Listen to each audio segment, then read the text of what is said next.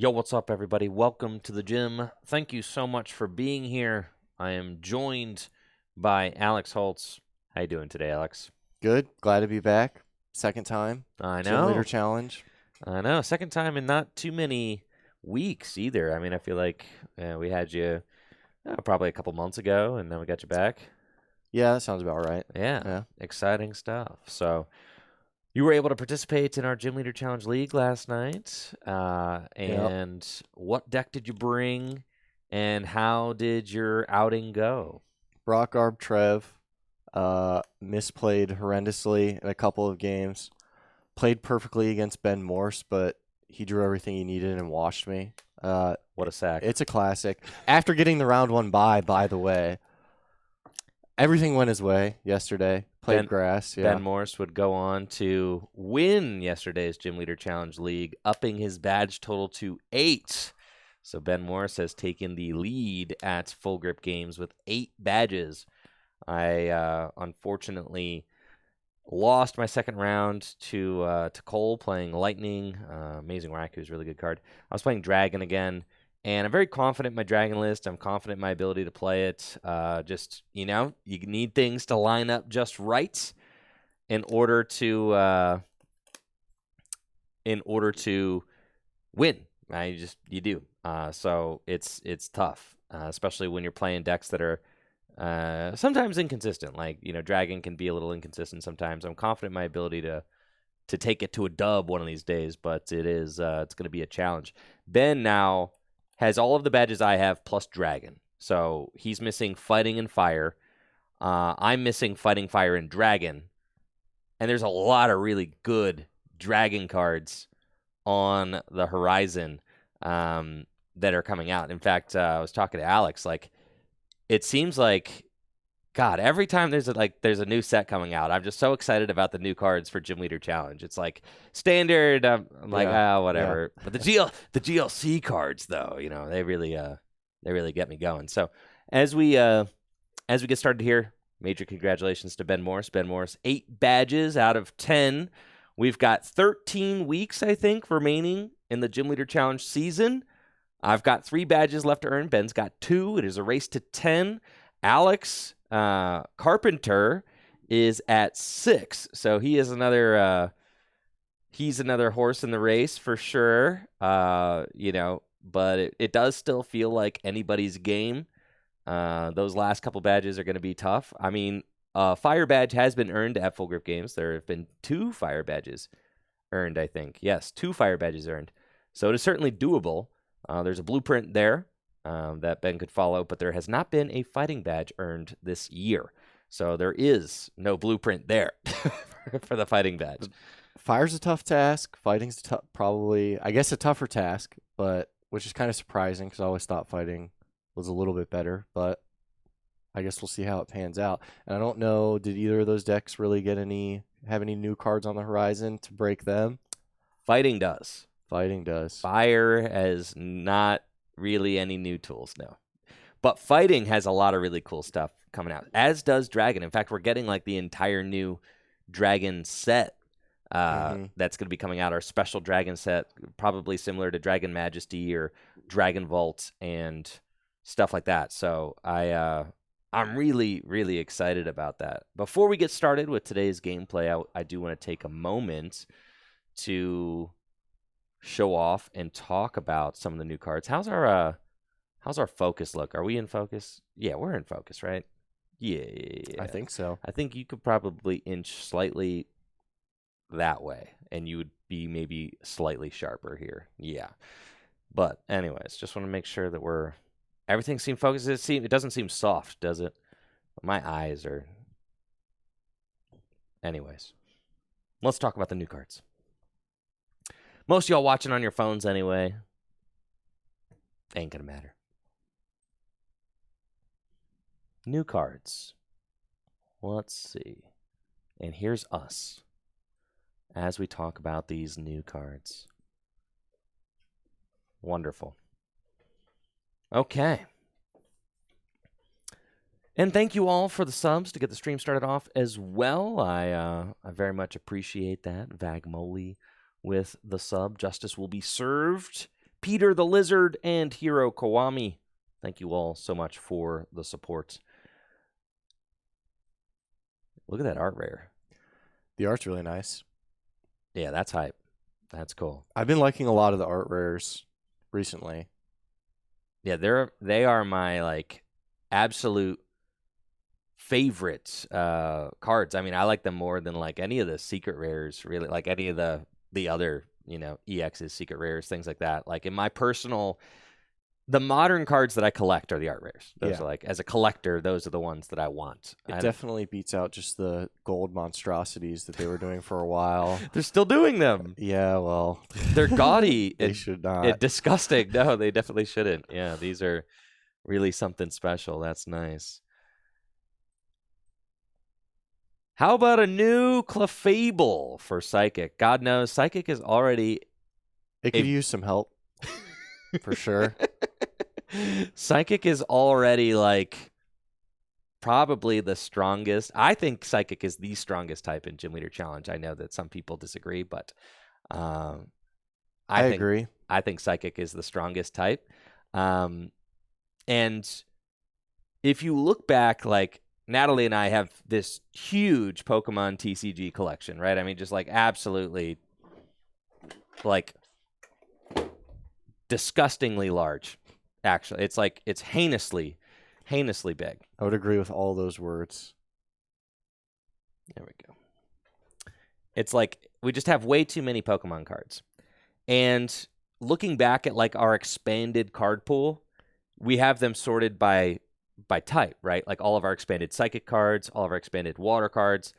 Psychic is by far like the most amount of cards out of all of the cards that we've kept over the years, right? Like just since 2010, right? Because it's all like black and white. All our expanded cards are black and white onwards. Since 2010, we have kept more Psychic cards than any other type. And I think that that's just indicative of the game designers' desire to make good Psychic cards. Yeah, and I think really when you're playing the Psychic GLC deck, most of those cards were not just competitively viable, but like very competitively viable, very strong when they were standard or in expanded. Mimikyu, Dimension Valley, Mysterious Treasure, a lot of the Psychic. Giratina was a meta card. Malamar was a meta card. Yeah, all the there's so many of these cards. Mew from Unbroken Bonds was in like every single deck. You know, you got the Celebrations Mew was in a lot of decks.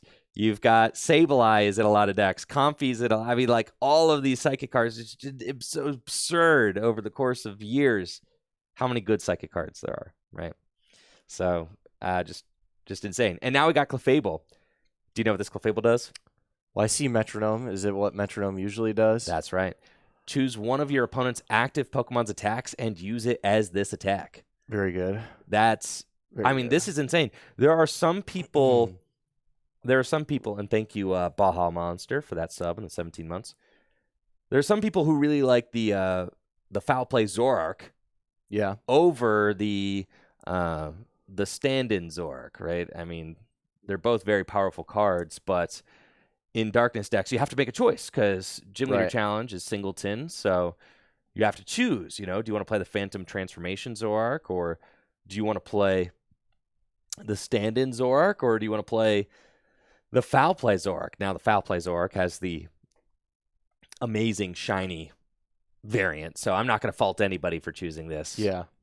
With like the absolutely nutso, $100 shiny Zoroark, like. That's if you got it, you got to play it. If you got it, you got to play it. Yeah, 100%. I personally am a Mind Jack fan myself, but there are many people who really prefer this one, the double colorless, and it's the same effect. Choose one of the defending Pokemon's attacks and use it as this attack. Copycat Mimikyu is also one of the most powerful cards in the Psychic card pool. Being able to instantly... Where am I here? Is it Mimikyu? Yeah, it's Mimikyu. It's old. There it is. Oh, there it is. Yeah. Cool. This is one of the most powerful cards in the Psychic card pool as well, because you just get to copy defending Pokemon's attacks for 2 energy. I mean, you could easily, you're up against a Snorlax, something doing 180 damage. It's just like, okay, yeah, boom, and you're done. Yeah, and really, I mean, first of all, it not being 2 psychics is really helpful for the Clefable. Being able to Dimension Valley on 1 psychic energy or just DCE. I would like this a lot in the Garb deck. That's You're already exactly playing right. double colorless. It doesn't have an ability that you need. You play Dimension Valley, obviously, and the other thing is, like, with Mimikyu, it's very passive. You do have to wait for your opponent to make a move, which when you're slowing them down can sort of be a problem.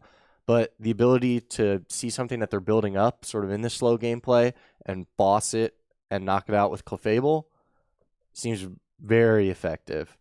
Yeah. So I can definitely see this getting play. I think it slides right into that Garbodor deck 100%. And you could also you could play it in any psychic variant. You don't even need double colorless energy, though obviously it pairs well with that. I think that double colorless and twin energy obviously just allow you to, 1 energy attachment and boom, which is insane. And, I know you're a big fan of the Garbodor deck. We have been playing the Golurk, right, which also works with double colorless energy, the reinforced punch attack, 60 damage plus 90 if you have a tool card attached. Its energy cost, psychic and 2 colorless, works really well with the double colorless energy, the twin energy. Now you've got that Clefable that kind of like fits right into what this deck is already trying to do. So yeah, and the Trev is off of a DCE as well. Yep. I mean, it's another piece to the puzzle that I think could potentially send it over the edge. I already think it's over the edge, in my opinion. I think Garb's the best deck, but everyone's entitled to their own opinion, obviously. It's true. I do think that the Garbodor deck is very strong, and I think it's a lot of fun. I think this Clefable is an incredible addition to it. For me, the biggest thing, being able to just, the double colorless energy, but also being able to do that Dimension Valley to make it cost 1 energy, a 1 energy metronome. That's broken. I mean, that's like jungle Clefable, Yeah. Just literally like. And that's a card that when we would draft it in the cube, it's the most broken card. It's the most broken card. Build your whole deck around it. Right. I think this Clefable is going to become a mainstay in many psychic builds because of the fact that it can be such a low energy investment attacker. It can punish opponents for having those really strong attacks. And we talk about cards like Snorlax. You're just instantly punishing a Snorlax for 180 damage. If you're up against the Special Waves Wailord, right? And that's when I don't even like playing the Special Waves Wailord because of Pokemon like this. I know some people really do like that Special Waves Wailord, but this thing gets returned for just a double colorless, bro. Yeah. That's it. Yeah, I think with the Clefairy, if it does become a mainstay like we're talking about, I think playing the Special Waves Wailord will actually just be suboptimal. Obviously, you have to worry about the Mimikyu already, but the Clefable just would make it way too easy to take advantage of it. The other Wailord really improves the Psychic matchup so much for Water that you kind of have to play it, I think I'm looking through at all the different Psychic type Clefairies. I think you got to play the mini metronome, bro. Flip a coin. It's like the same. Yeah, bro. In a pinch. Turn 1 Snorlax knockout on a heads. Bam. Yeah. Goose Mahala. I get my double colorless. Yeah. Yep. Let's go. I think that's sick. Yeah. And also the fact that you got the mini metronome and the big metronome. I just love that kind of synergy. And that metronome is it's like Clefable's it's their thing. It's their thing. Yeah. Yeah. It's like that's their best attack. That's the thing. The theme, right? The theme is so good. You have to play this for the theme of it, I think. There is the other Clefairy, I guess, if you're running the Malamar Zatu build, I think, the one with the ability, right? Yeah, but it only accelerates energy for the amount of bench Clefairy you have. The attack's usable. It's 20 damage for each psychic energy attached to all of your Pokemon. So it is usable if you're able to build up a lot of energy.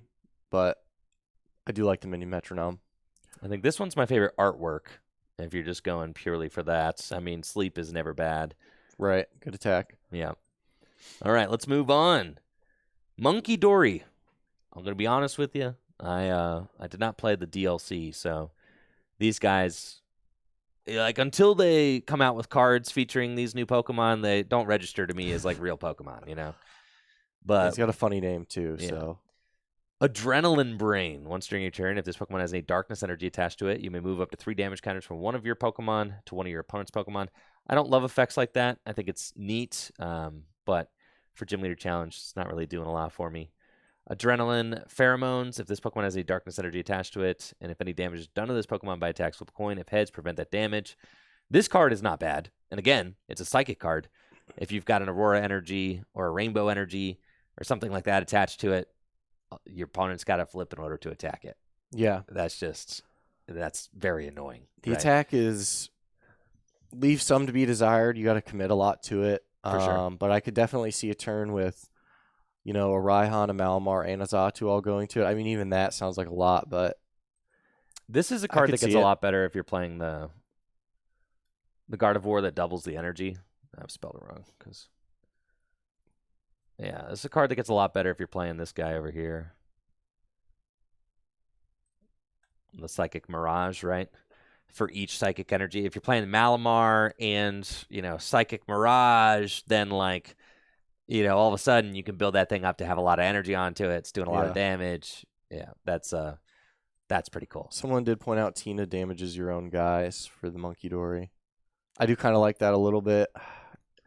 Sometimes I feel like I struggle with damage past 160, so I could see it, maybe. Okay. But my problem with this is that the ability only works if it has a darkness energy attached to it. Yeah, okay. So, yes, the Tina does damage yourself, but then you got to run a darkness energy or a rainbow or aurora or whatever. Yeah, and it's got to be on him. And you got to put it on. You got to waste an attachment putting it on him. Yeah. There are better ways to do 30 damage to your opponent's Pokemon, I think. All right. Yeah. I'll give that one to you. So, I'm not super key onto that. This guy is incredibly handsome. Look at him. Great art. And we've got the Conkeldurr with the Gutsy Swing attack. Does 250 damage. And if this Pokemon's affected by a special condition, it can use this attack, ignoring its energy cost. A free 250 damage.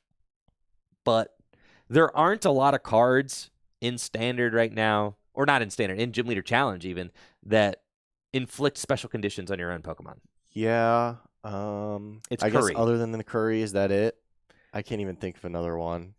There's Curry, and then there's Yellhorn, but that confuses you. Yeah, you don't want to do that. You don't 100. You're talking like a 50% chance of attacking for free. No, Brute Bonnet's darkness type. That would be if but that's darkness, so you can't put the darkness Pokemon in the fighting deck because it's a Gym Leader Challenge, so you have to be type locked. But yeah, it's just the Curry right now, unfortunately.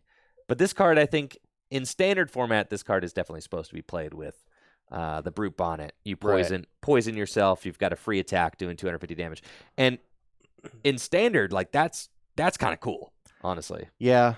I don't want to go too far down the Standard train, but even then, it's just the other things that do damage based off your special conditions. I don't know. Getting a stage 2 into play. Aren't you done evolving? Didn't you say that? So it's true. Okie dokie. This card, and wow, look at that art rare, dude. Why are you showing up like that? Okay, yeah. Look at this art rare.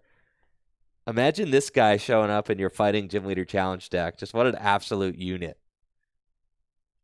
Nuts. You know what this card does, Alex?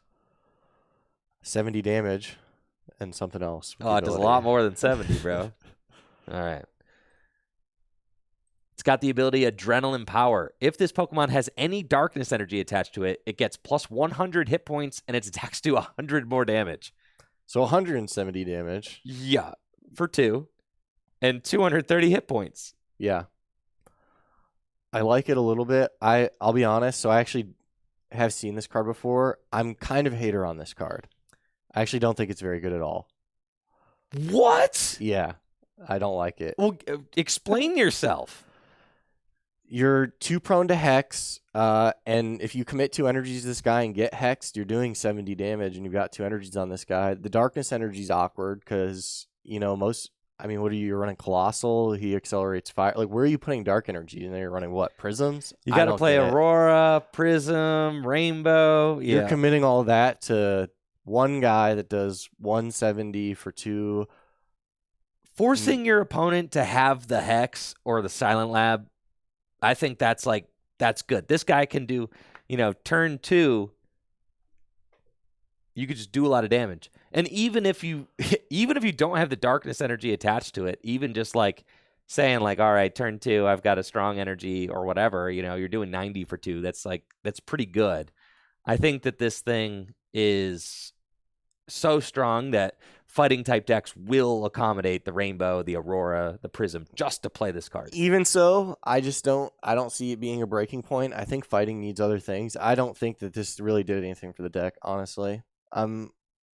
There's plenty of guys that do lots of damage in fighting. That was never a problem. I'm not convinced that this is going to send it over the edge by any means, and I don't even think that you really build the deck around it, but I guess we'll find out. Look at his pink little necklace, though. What do you think? He looks cool. He's got a great art rare. I think both of the arts are good. I'm not convinced. That GLC exception list Claydol, and then you're in. No, I think this guy, all right, we'll agree to disagree. I think this guy is completely cracked and is going to change the way a lot of people decide to build fighting decks. And then this card, the last Tatsugiri that we got, was terrible. And people were convinced it was good. No. I like Tatsugiri as a Pokemon, so I understand people wanting it to be good. That card was never good. If you convinced yourself it was, you were wrong. Yes. But this Tatsugiri is actually good. This thing is nuts. It's got the ability to attract customers. Once during your turn, if this Pokemon's in the active spot, you can look at the top 6 cards of your deck, reveal a supporter you find there, and put it into your hand. And it's U-turn boardable. Yes, it is. I like this card a lot. And I think that unlike the last card we just looked at, this actually does the thing that Dragon needs, which is consistency, draw of some sort. You have the Regidrago, obviously, with this being another option and Reggie only going to 4. I think this, if you just showed me a hard-hitting Dragon guy, I'd have the same opinion that I just had. But this actually fixes a problem that the deck had. I think it is a realistic possibility that you could play the Dragon deck without Dragonite if you've got this guy in the deck. You've got Regidrago who can fill your hand to 4. You've got this guy who can find supporter cards. Mm-hmm. You can use it with U-turn board as well, like you said. So, unless your opponent uses Lost Vacuum or Xerosic to send it to the Lost Zone. Xerosic sends to the Lost Zone, right? No, it's something else. Xerosic goes... No, Xerosic is discard. It's the other guy. Faba. There you go. Yes, Faba. Ain't nobody playing Faba. Faba no. or Vacuum. Unless your opponent uses Faba or Vacuum to send the U-turn board to the Lost Zone. Very possible, because once Clefable comes out, obviously Garbodor is going to be the best deck in the format, so you kind of have to run Lost Vacuum. So I think everybody's going to be running Lost Vacuum, actually. But the good thing about him, too, since you're not going to be attacking with him, I don't ever envision a scenario, unless it's early game, where your opponent is ever going to target this thing down. No. The problem with the Reggie is you had to attack with him just because he does so much damage. Yeah. That this can kind of stick around the whole game. And if they boss it, who cares? Then you're leaving your attacker, right? Yeah.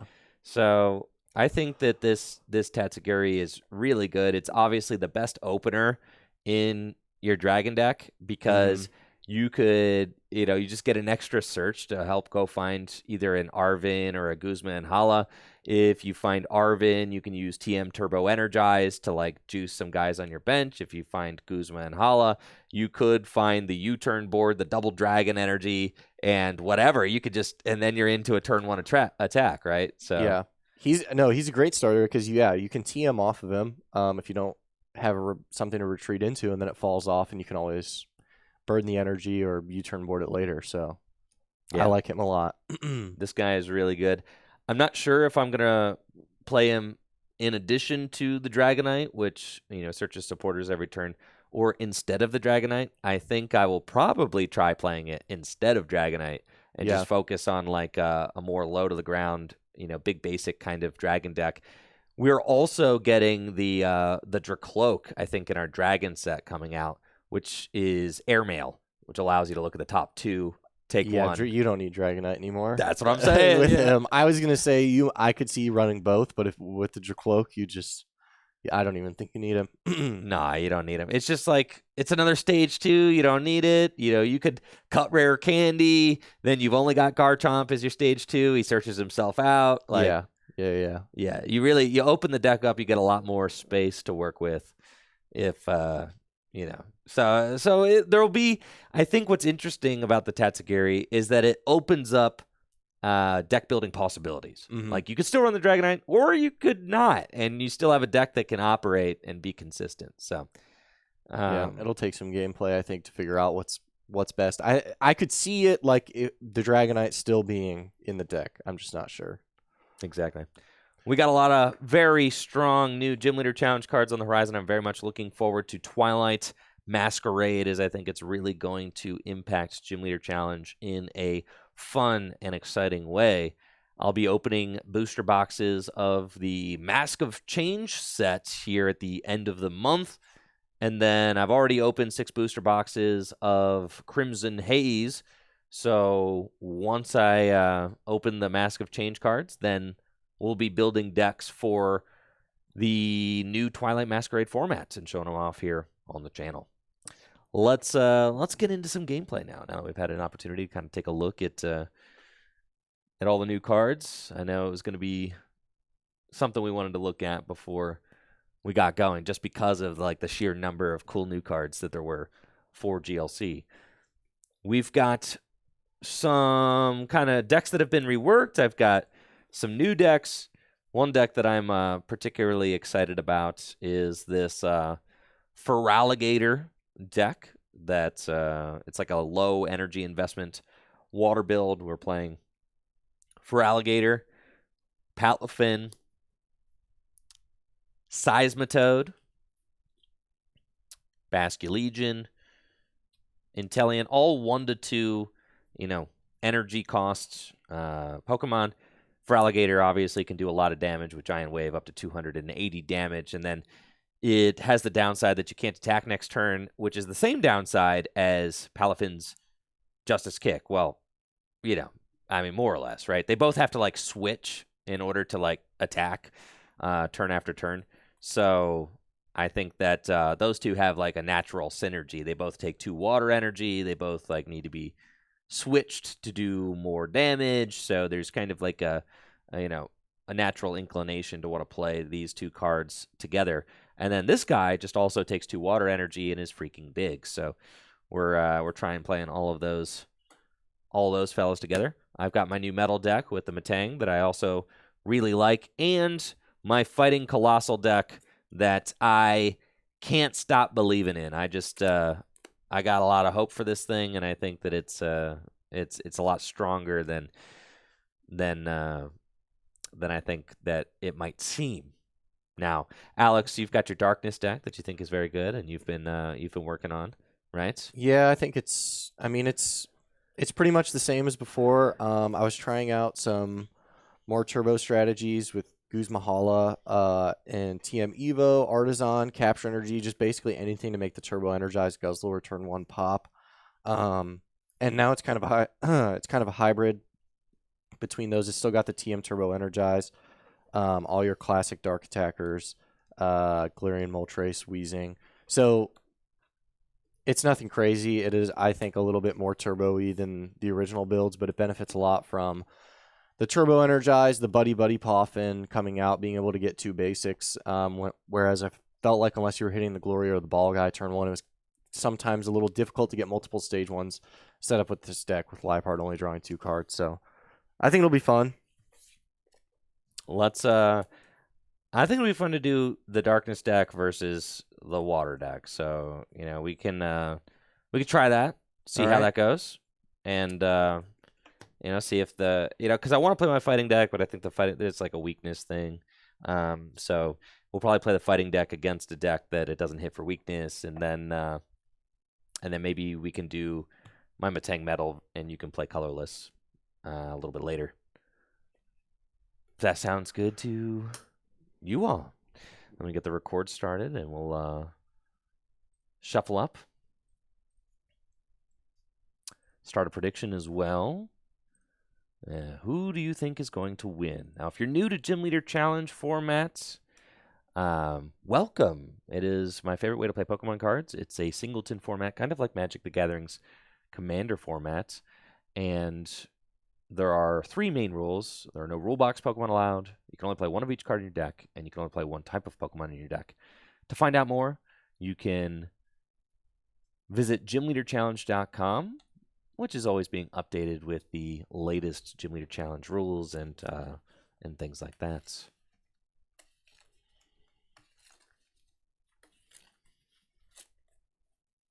These are brand new pink diamond sleeves here, so hopefully they don't betray me and I toss them all over the table. That'd be ideal.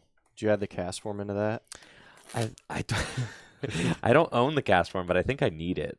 Yeah, it free retreats. I know, but like, we're cool, bro. We're cool. I'll get it. We'll figure it out. It's a testing session. I'll be fine. I want to play the yes, Brandon. I would love that. Thank you. I don't actually own that cast form, so I don't have it in here right now. But that's fine. You ain't got bench space for it anyway. It's fine. You just use your just use your float stone. You'll be chill. Yeah. You'll be fine. I'm sure I'm going to be kicking myself like, dang, bro, I wish I had a free retreater right now. Free retreater? Yeah. And the non-optimal Crocodile somebody pointed out. The non-optimal Crocodile? What's the plunge Crocodile do? Listen. He, once during your turn, you can switch him to the active and move all the energies attached to the active to him. So you can use it and then evolve. Holy smokes, dude. Plunge? Yeah. You might have to grab that guy. I could. I don't know. You think you can hold the floor for like minutes at a time, Alex? If I leave you here by yourself? People in chat are insisting you need the plunge, so I might have to. I think you have to, bro. Yeah. All right. The deck might just be worse if you don't have it. That's fine. I can do it, but you guys have to be patient with me while I go run and get it. All right. And then I can get the cast form, too. We can put that in here. Yeah. What sets the cast form from? Crown Zenith, maybe? No. Or is it not that old? No, it is not that old. It is way older, actually. Oh, it's older? Yes. The guy with the free retreat, cast form. He's like Chilling Rain. Yeah. Chilling Rain. Chilling Rain. Do you do the Frosty Typhoon? They're both from Chilling Rain. Spread we're doing 20. rainy form. Yeah, we're doing the rainy form. Okay. All right, chat. Do you guys think if I leave you here with Alex, can you guys do a Q&A with Alex? All right. Alex, I believe in you. Go fast, please. All right, Q&A with Alex. You guys, don't bully him too hard, okay? And don't say anything crazy, all right? I'm trusting you. Now that's a big ask. Yeah, I'll even put on lo-fi for you so you don't feel as, I don't know. Coming to Indy or NAIC. I plan to come to NAIC in Louisiana. I have a friend that lives in Louisiana, so I'd probably stay with them. I've also never been there, but I think it would be a good time.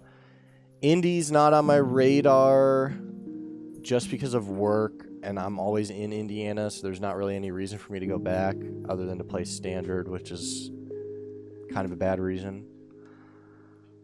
How did I get into Pokemon? So when I had first moved to Ohio, I grew up in Cleveland. This was about 2011, 2012. I had first moved to Ohio, and I didn't really have any friends. So part of what I was doing was just going through my old Pokemon card collection and watching the Top Cut Pokemon with Kyle Sukovich. And I found out that there was like this huge competitive scene around it. So I looked up tournaments in my area, and I built this absolutely terrible, I think it was probably a good first deck as far as, like, some people show up with absolute piles, but it was a terrible meta deck. It was Mewtwo EX. This was in 2013. When I ended up actually playing. It was a Mewtwo EX Gardevoir that we were actually did the double Gardevoir, And then I had a 101 Leavanny line, and Leavanny shut off weakness. So my idea was, oh, the Mewtwo Wars are a huge thing. I'm just going to basically win the Mewtwo War every time with the Leavanny and double my energies. It was terribly inconsistent. I think I went 0-3 at this random thing, but I thought I was a genius at the time. And that's sort of how I got into it. Eventually, I was able to convince my mom at the time. So in 2013, I think I was like 13 or 14. At the time, I was able to convince her to drive me to Indy for Nationals. Played TDK. It was a very basic TDK list with like no techs at all. I was in seniors, and that was my first big tournament, and I went 8-1 day one, and was the number 1 seed going into day 2. Ended up going into top 16, losing in top 16, and that was pretty much what started it, because that was a big tournament finish, and it felt good. And yeah, of course Andrew was just telling that, but and then after that I went to a regionals with the same deck with some modifications, and early in the next season, and got top 16 there. 13 and 2013. I was 14 or 15, not 13. Favorite GLC type, Psychic for sure. My favorite Pokemon in GLC is Alchemy. I just wish it was better, but I like the concept. I think if someone wants to cook, the idea that I've been running for Alchemy to try to fix it is running it with Naganadel, because it can accelerate any type of energy to itself. So you run the Naganadel to grab whatever energy you're missing to pump the Alchemy, and then you can run multi-switch and energy switch to switch it to like Amazing Zacian and other things.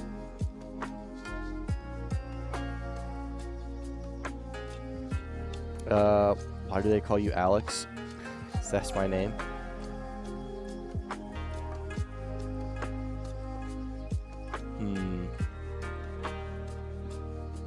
Skyline chili, probably the best dish that contains cinnamon and spaghetti. Love Cincinnati. Went to school for mechanical engineering in Cincinnati. Fell in love with the Bengals. We're not going to tell the story of my tattoo, but it does say 2811. That's a story for another day. Amazing Zacian does 150 damage for 3 energies of different types. But since you're already running the Alcremie, you can just run all the types of energies that it needs. And then you can Naganadel and energy switch to the Zacian. Don't hate on the Zacian. It's the best attacker they've got, alright?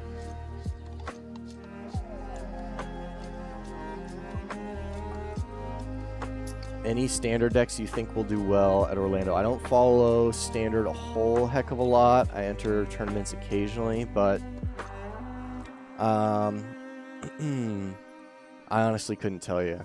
Probably the opposite of whatever JW says, because he was bad at predicting UIC. And don't hate on Joey B and the Bengals.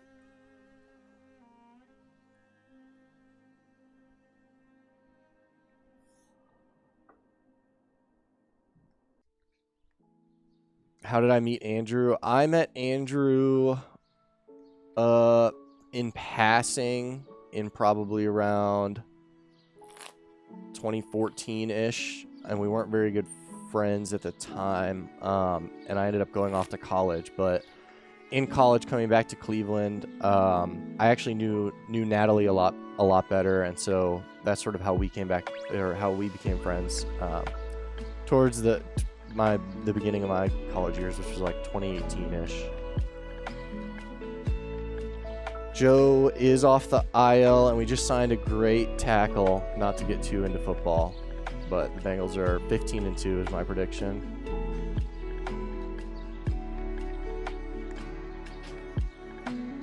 The heavy theme GLC pile is Alcremie. That's the one.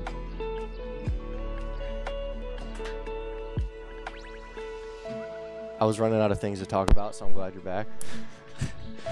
All right, we made it. Oh, God. Well, You know,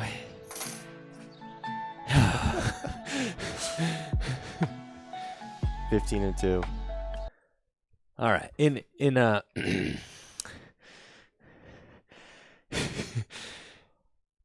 in ages past, this would have been a more difficult journey, or would have been a less difficult journey, because previously, Full Grip's inventory was right here on the other side of this wall, and I simply had to walk out and go get the cards that I needed. But our inventory has been moved to a warehouse across the street. Wait, did you have to run across the street? Yes, bro, in the rain. Oh my Yes. So I had to jog downstairs, outside, across the street.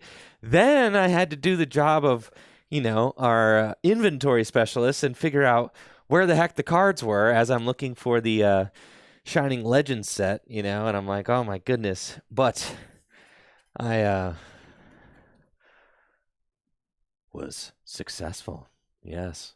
Look at them. We got the Plunger and Cast Form Rainy. We've got them both. So now I just need to find a spot for Cast Form Rainy, and then we're on our way. Yes, this the Plunge Crocodile is like too good not to play. Yeah. It's like ridiculous. He can just you attack with the Palafin and are just able to set up the frog eater next to it. You actually have to have him. You have to. I had, this morning as I was like rushing to build this deck, Alex is like, I'm gonna be honest with you, Andrew. You think you got enough time to build this thing? I'm like, of course I do. Of course I do. What do you mean? Do I have enough time to build it? Of course I have enough time to build it. Right. And yeah. So, but I just grabbed the only Crocodile I have, and I'm like, how good could Crocodile possibly be? Right. That I have to go find the optimal one. Like 9 times out of 10, you'd be right. like how good could the Crocodile possibly be that there's like an optimal one that you have to play here? And dang, sure enough, just completely punished, right? So we did have to find that one. That's fine. Now we just find a spot. Timer Ball, people say that's a blank card anyway. Yeah, people hate Timer Ball. Might as well cut it. Yeah. So, like, I probably just am good to cut that. Yeah, you don't need the Timer Ball, bro. People hate Timer Ball. Timer Ball, you're just going to flip double. That's a blank card anyway. There we go. All right, let's get it started. Yes, let's.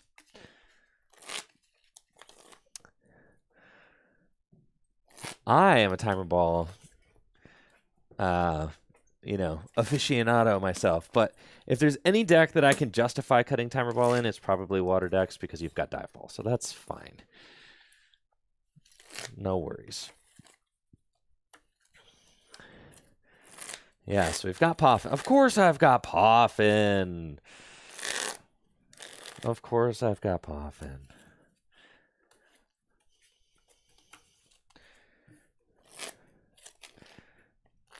If my deck doesn't set up, it's because there was no Timer Ball.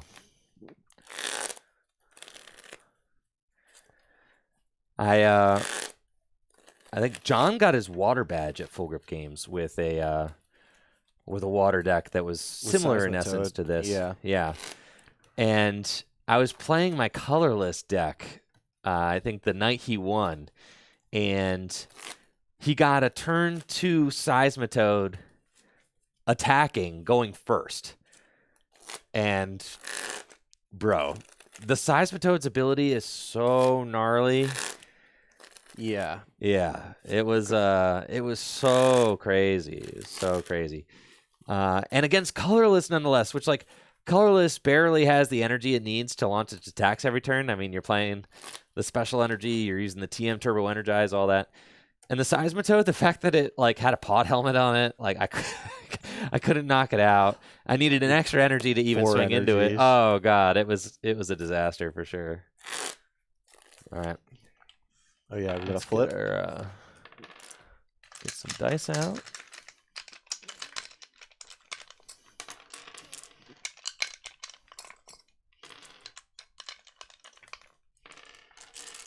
All right. Alex, would you like heads or tails? Heads. Go again. It is heads. You're going first. Okay.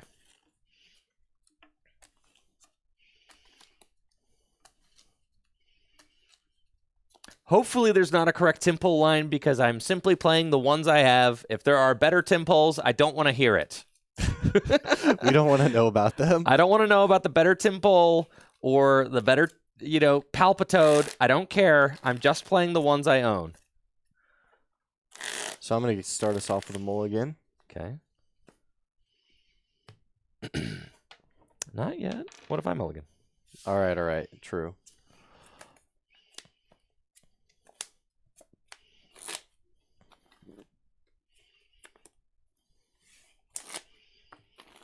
He did not mulligan.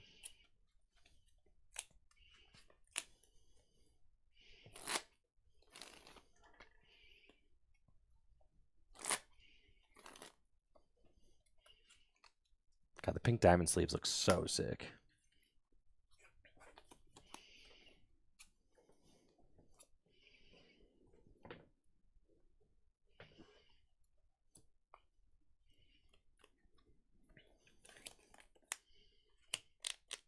I'll take my mulligan. And good luck. Good luck to you. Guzzlord, huh? All right. Draw for turn. My opening hand isn't that great. I've got Dive Ball and not a lot else. I'm only playing like 7 basic water in this deck, so I've got half of them in my starting hand, which is a little bit ugly, but that's okay. Put Chaotic Swell into play and play Dive Ball. With Dive Ball, I just want to check my prizes and see what I got. I want to make sure that I've got, Hisuian Basculegion or Hisuian Basculin is here. That is very good as it can help me to gather the crew and get set up. So I'm definitely liking that. I've got the entire Inteleon line in the deck. That is very good. Seismitoad, Timpole. I think I've got the optimal Timpole, honestly. Confusion? Yeah, that one, I think I picked that out for a reason. Palpitoad, he confuses. Okay. I think we've got Remoraid and Octillery, Finizen, and Palafins in my hand. And then Totodile, Crokinole, I think for alligators, probably prized. That's what it is looking like. Okay, so with the Dive Ball, I do think it's probably just best for me to get the Basculin. Dive Ball for Hisuian Basculin. Or... You know what? No, I'm actually just I'm going hard in the paint actually. Who needs to set up? I'm going for a turn 2, 210. With Dive Ball, I'm going to get Finizen actually. Go for a turn 2 attack with Palafin.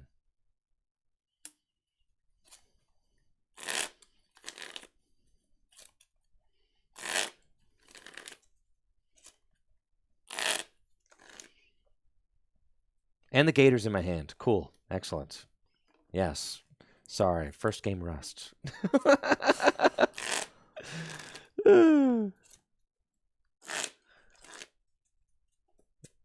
Sweet. Got Palafin with the Dive Ball. Attach Water Energy to... Ooh. Got Finizen with the Dive Ball. I'll attach Water to the Finizen. And... Pass to you. All right, let's see what we can make happen here. Not much.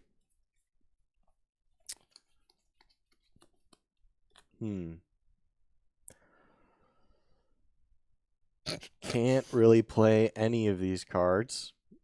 And there's not much else to say about that. So we'll pass the turn to you and hope you don't have the turn 2, 210. Yeah, that'll do it. Let's try again. Easy dub for the water deck. Easy dub. What happened there, Alex? skill difference. Yes, I think you did just get skill diffed. For But sure. actually, seeing how easy that was for you, does kind of scare me for the second game because turn 2, 210 is not really something I'm interested in facing on the regular. Yeah. Yeah, for sure. Well, let's just re-roll. Could have bossed. I could have bossed, I guess. We'll re-roll the whole set. That's fine. That was a bummer. We can have a better showing than that. Surely. You want heads or tails? Heads. It is heads. Would you like first or second? You can go first. All I'll stick right. to it. Let's go.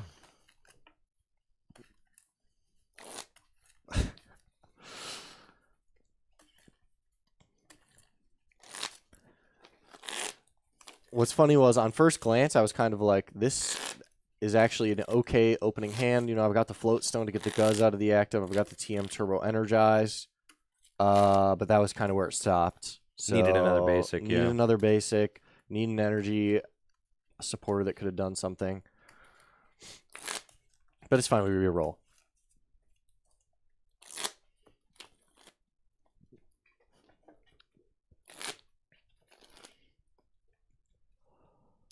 Just making sure that it's properly shuffled this time. Oh, yeah. It was probably a shuffling issue, uh-huh. Yeah.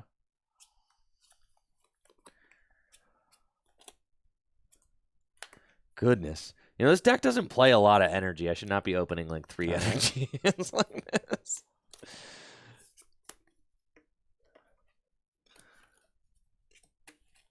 I think we play 7 water, a splash, and a counter. So I'm playing 9 energy total. So opening a third of my energy in my opening hand is like kind of strange.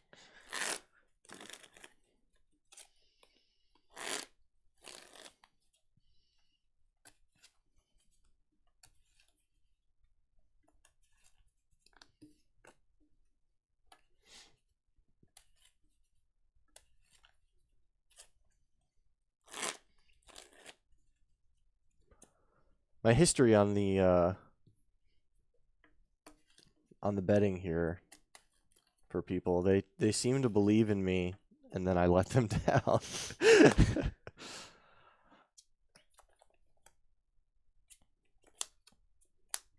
Okay.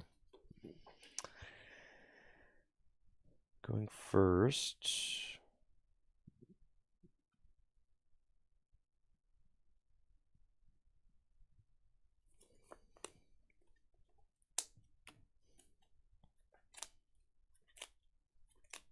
You can take your mulligan. Yep. And good luck. Good luck to you. Draw. Got a reasonable enough opening hand with Totodile and Crocodile, which I like. Level Ball and Quick Ball means that I can use Quick Ball to either search out Remoraid or Sobble, and then Level Ball to go get Drizzile or Octillery next turn to start drawing cards. So certainly liking this opening going first. I don't need a supporter yet because I can't play it going first anyways.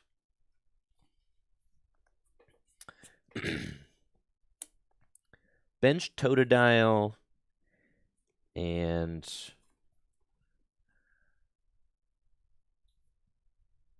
the Rescue Stretcher could go, or the Chaotic Swell can go. I think I like turn 1 Chaotic Swell against Alex because if he gets the Guzma Hala, he can't Artisan. So that's pretty good. A Quick Ball to discard Rescue Stretcher. Well, let's take a look at what we got prized. Got the Crocodile in my hand, so hopefully Feraligatr is in the deck. It looks like Feraligatr is prized. No. That is sad. But it's okay. We've got Basculegion, Octillery, Sobble. The entire Inteleon line, it looks like Remoraid is not here, so it's going to be a Sobble into Drizzile angle, I believe. The entire Intellion line is there. The Hisuian Heavy Ball is also in the deck. Looks like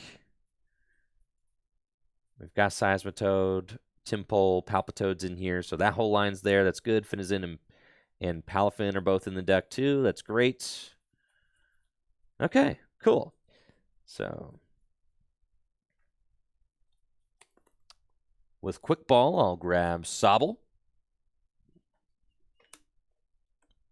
and bench Sobble.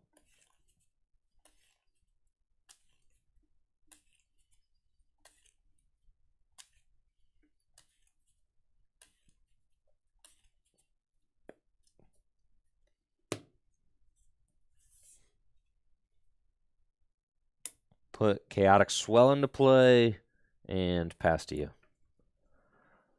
All right, draw for turn. So the Chaotic Swell is actually a little bit more annoying because I can't Dark City the Guzzlord out. But we do have both Coughing and Hoopa.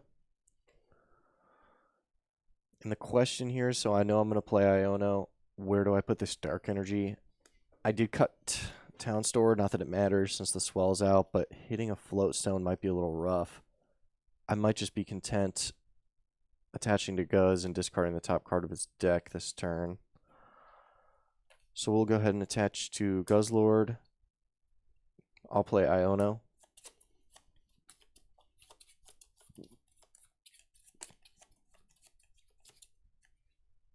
You're good?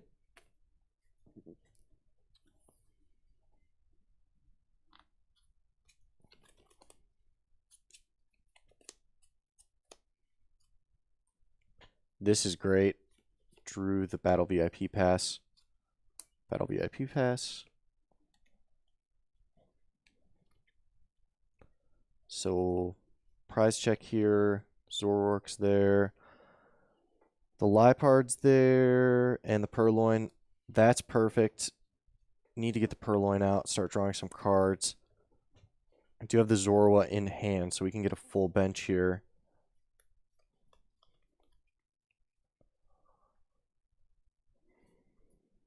The question is, do we get Sableye? Probably. The abilities with Weavile, but I'm almost looking at Weavile as a late game option. I'd rather make sure I'm able to draw out of the hand that I have right now.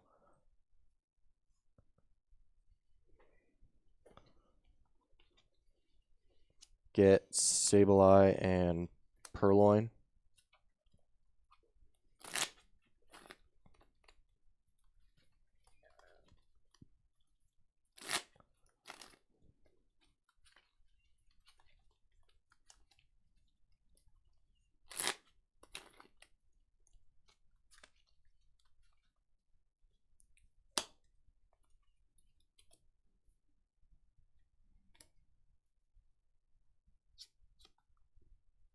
Zorua, hold the Quick Ball for now. Mountain Munch. Ball guy down. Okay. Not Draw? the best card to discard, but That's fine. Yeah. Actually, I have Verseeker in my hand. oh. Yeah. Draw?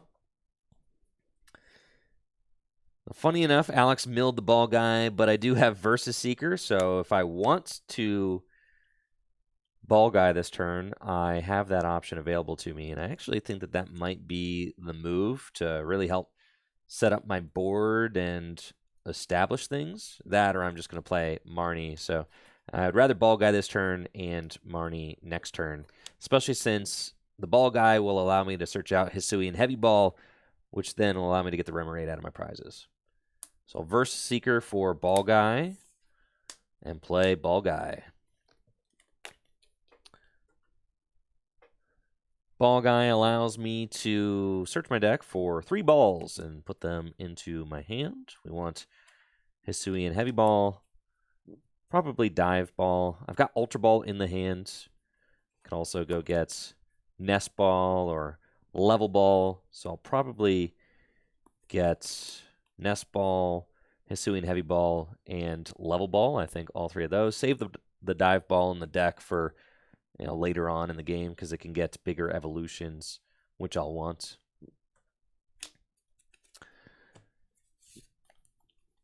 Play Hisuian Heavy Ball, which allows me to look at my face-down prize cards, and I can take any basic Pokemon I find there and put them into my hand to trade it with the Hisuian Heavy Ball. So we'll take the Remoraid, and I've got Feraligatr prized.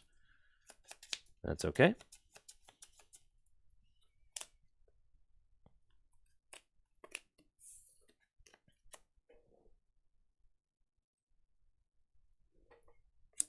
Bench Remoraid. Play Nest Ball.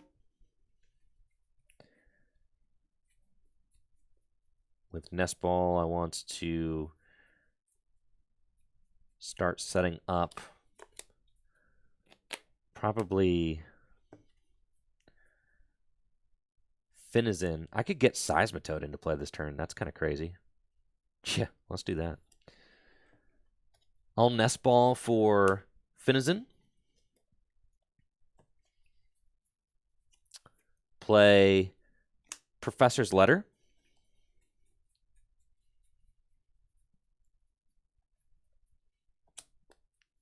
And with Professor's Letter, I'll search out 2 Water Energy.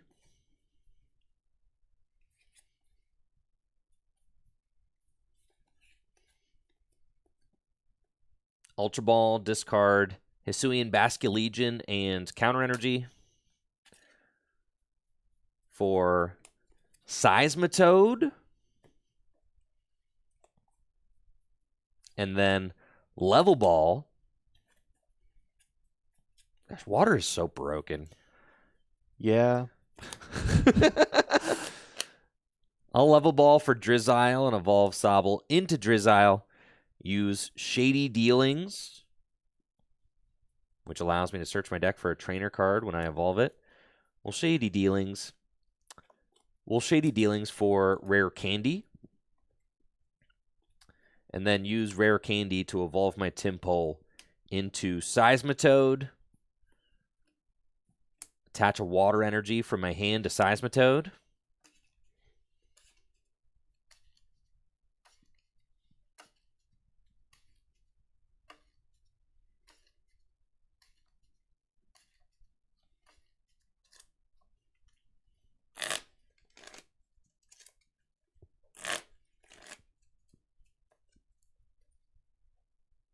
And Seismitoad has the Quaking Zone ability, which makes it so that as long as Seismitoad is in the active spot, Alex's Pokemon's attacks cost 1 colorless more energy to use. So hopefully that will act as a deterrent and make it a little bit more difficult for Alex to launch powerful attacks. I'll pass to you. All right, draw. So this is not great for sure. That ability stopping me from assault gating or even ascensioning.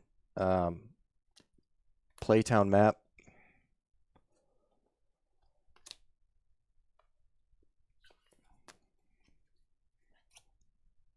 I was thinking, if Alex can get the Galarian Weezing into the active spot, he can turn this ability off, but the fact that Quaking Zone stops you from using Ascension this turn is pretty crazy.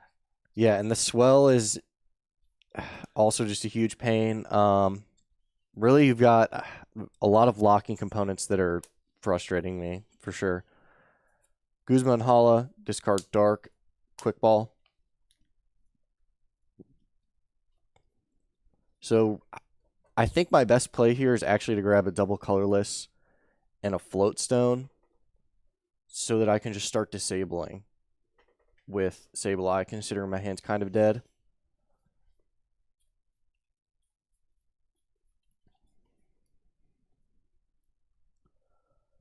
I don't really have a way to evolve anything. I was kind of planning on Ascensioning. So when you said you were going to get the Seismitoad in play, that did scare me. And rightfully so, I think.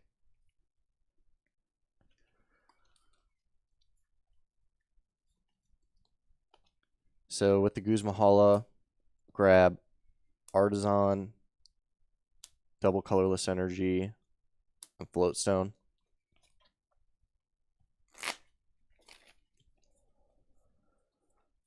The Artisan I don't really have a use for, so out of the 2 stadiums to bump Chaotic Swell with, I think this is a fine time to do it. Now, this is a cool interaction.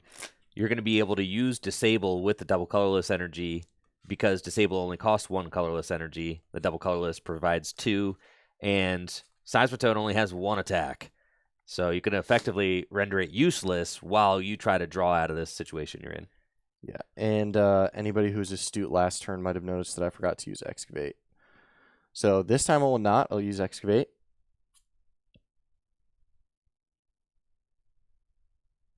Oh, that's tough. So it is the Zoroark. So really what I'm thinking here is, I'm about to waste this double colorless on Sableye. He did Drizzile last turn. His hand's probably pretty good, but I kind of need to draw out of it. I don't know if I can afford to discard it.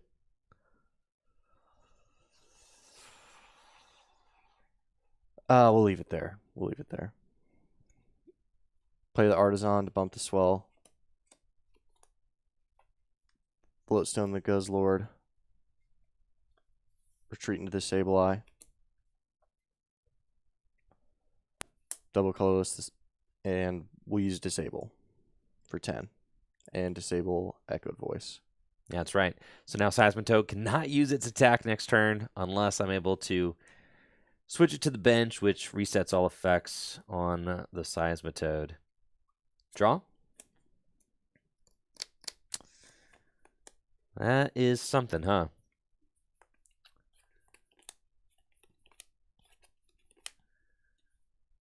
I top deck Tate and Liza, which is a nice switch card. I can use Tate and Liza to get the Seismitoad back to safety and maybe use a different attack and put some pressure on. I think I like that. So I'm going to evolve Finizen into Palafin, attach Water Energy to Palafin, and Tate and Liza for the switch effect to move Seismitoad to the bench, Palafin to the active spot.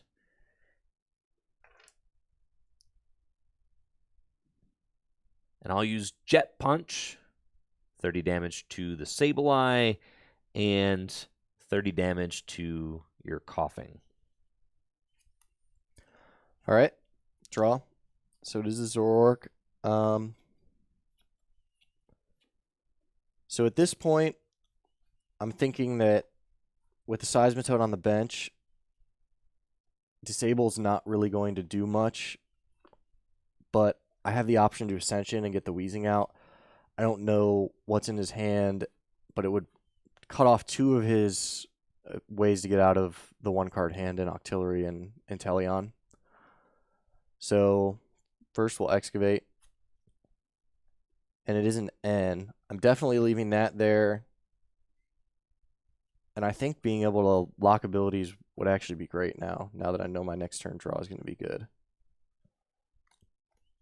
It would force him to have an energy and an out to Toad to knock out the Wheezing. So evolve to Zoroark. And I hate hard retreating off the DCE, but it must be done. Yeah, that's not going to be your top deck anymore, Oh Chief. my gosh. I didn't even think about that. So let's not do that. Let's at least think this through again. Yep. I literally, as soon as I put him in the active, I thought about that. I was like, I'm about to search my deck. Well, in that case, all right, redo the Excavate as well. I actually think I want to do this like when you look at your Excavate, hold it here. Yeah, look at that. Yeah. Yeah. True. All right. So here, go back, reuse your Excavate. Yeah. That's gonna look sick. Excavate. So it's the end. I will leave it there. I guess I am content to disable this turn. Seeing as odd would search my deck. So the question is, where does this dark energy go? See, I'd put you at 40 that could potentially get there on a red banquet. I mean, it has to go onto Guzzlord, right? Throw the dark onto Guzzlord, and I think that we just prevent the coughing from getting knocked out by disabling Jet Punch for 10. All right, Palafin takes 10. No more Jet Punch. Draw. Ooh. Top deck Octillery. I like that. I do have Marnie in my hand, but I was kind of giving myself some time doing other things with the Tate and Liza while I noticed that Alex didn't have the strongest hand. Abyssal Hand for a draw of 4.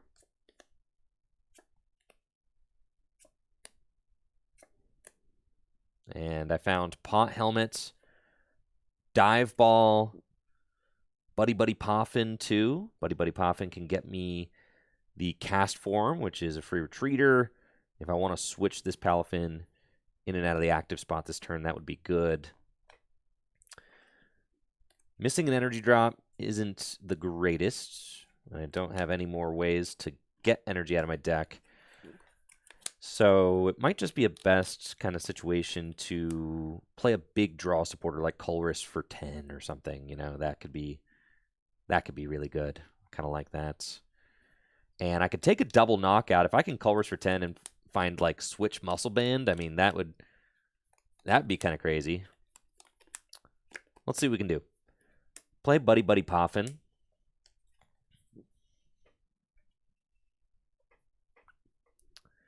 With the Buddy Buddy Poffin, I think I'm just going for the Rainy Form Cast Form, which, you know, has a little attack, does 20 damage to each of your opponent's bench Pokemon, but mainly here for the free retreat.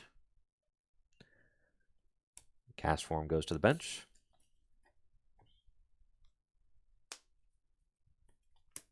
Play Dive Ball as well.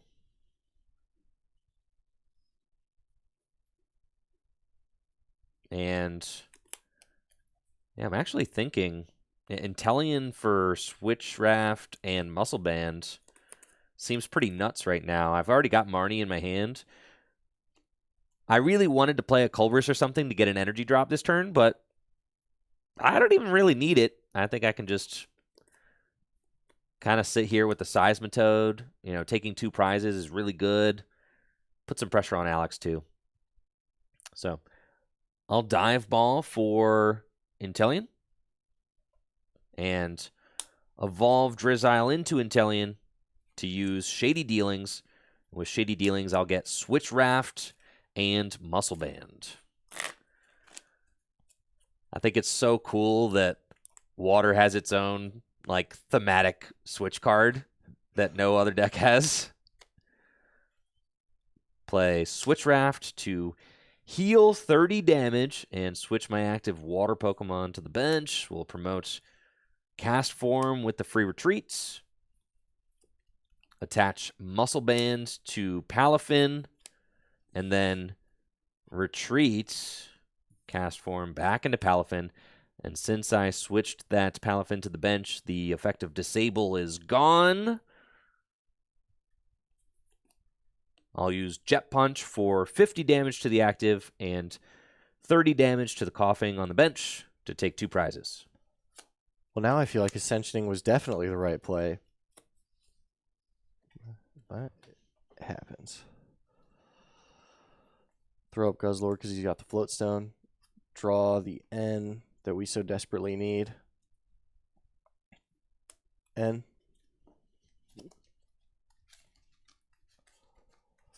So if I hit the double Colorless, the other one, the twin, I could Mind Jack for knockout. Try to set something else up in the meantime. But it's only 6 cards, so I'm not planning on it. In that case, it would be nice to hit a Dark Energy or something to get the Hoop up and at least damage this Palafin so that it's in Red Banquet range.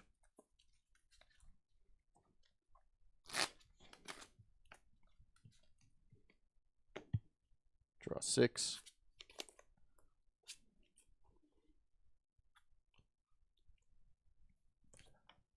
So this is about as good as it gets. We've got the Evo Soda for the Lipard. the Twin for the Zoroark to take the knockout, force him to respond with the Seismitoad. And we do have the Beast Ring, and I should have exactly 2 Darks, but I'm not sure I want to play it right now because I'd be committing 4 to the Guzzlord. I guess it would take a lot to knock it out, but we'll at least start here. Evo Soda.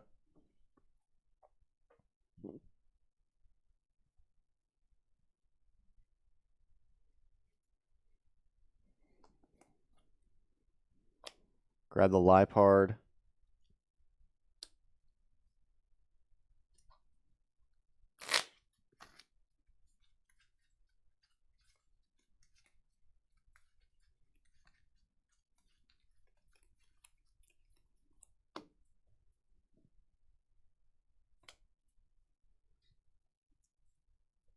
Attach Twin to Zoroark.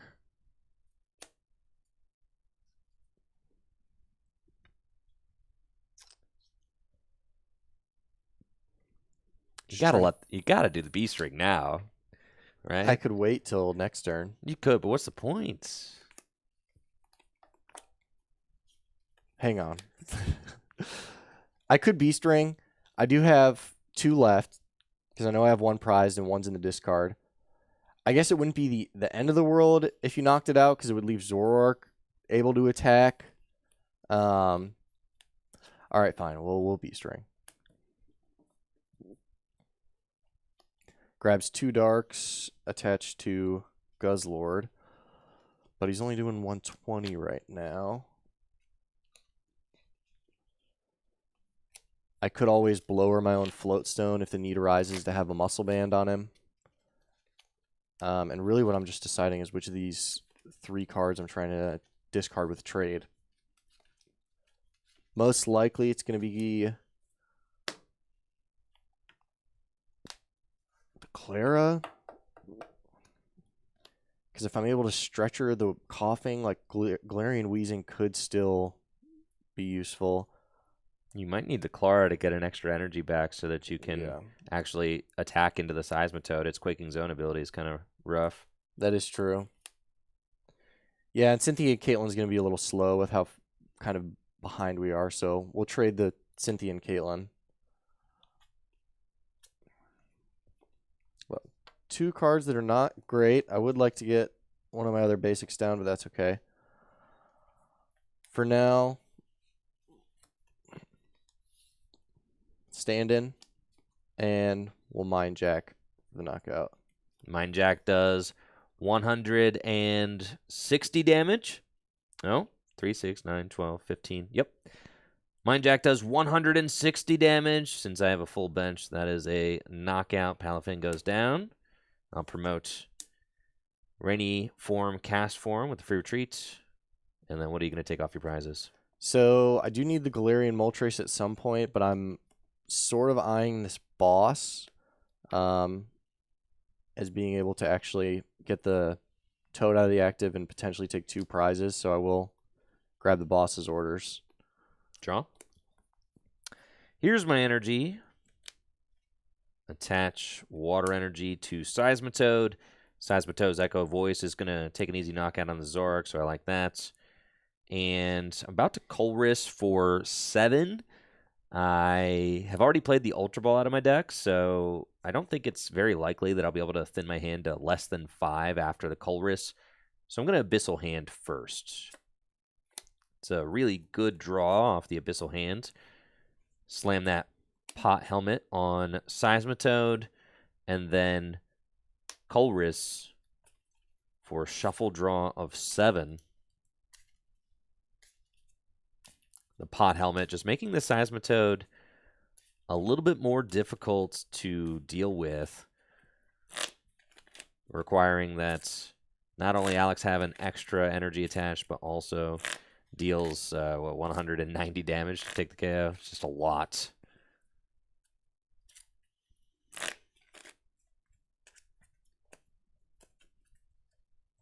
I'll get 7.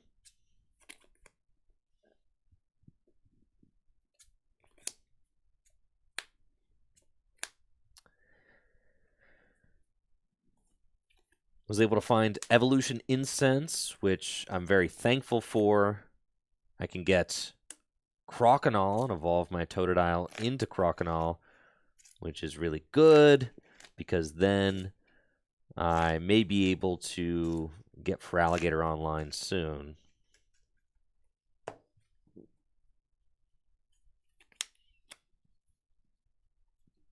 Bench Hisuian Basculite. Bench Hisuian Basculin.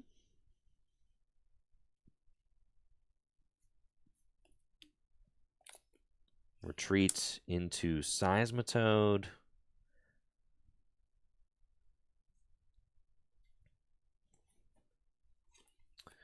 And Echoed Voice for 120 damage and the knockouts. Promote Guzzlord. Draw for turn. So immediately I'm thinking I'm in a fantastic spot, to be quite frank. We've got the boss to get the Croconaw. It'll also reset Echoed Voice. So I don't really see a situation that he could knock out the Guzzlord next turn. I'm in the position to get Galarian Moltres off the prizes, which, if he does knock something else out, is now one-shotting the Seismitoad. But really what we're looking for off this trade, which I'll discard Evolution Incense, is the Sneasel, which we did get, because that is one of the few things that is going to be able to knock out the Seismitoad in one hit, is the Weavile. So we'll play Ultra Ball. Need most of these cards. The two that I don't immediately need, I guess, would be Gear and Galarian Weezing. Search our deck here for Sneasel.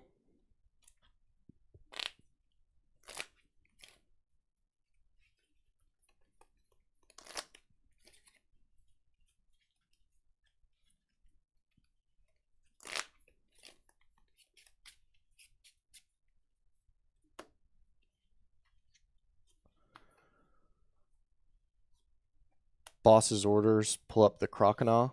No.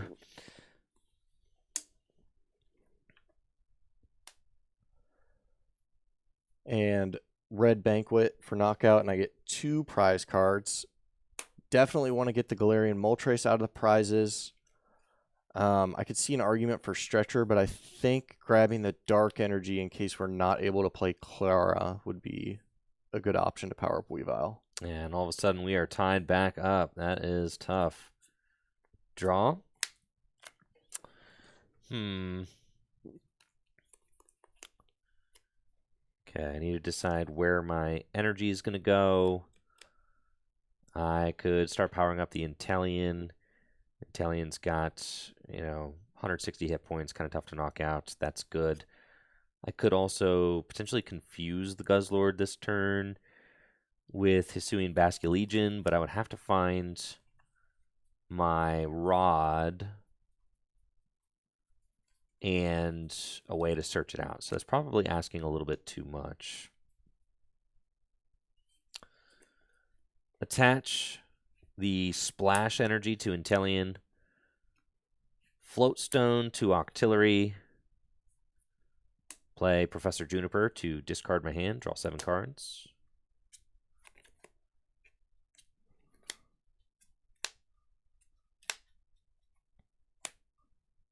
Okay. This Guzzlord is going to prove to be tough to knock out. That's okay.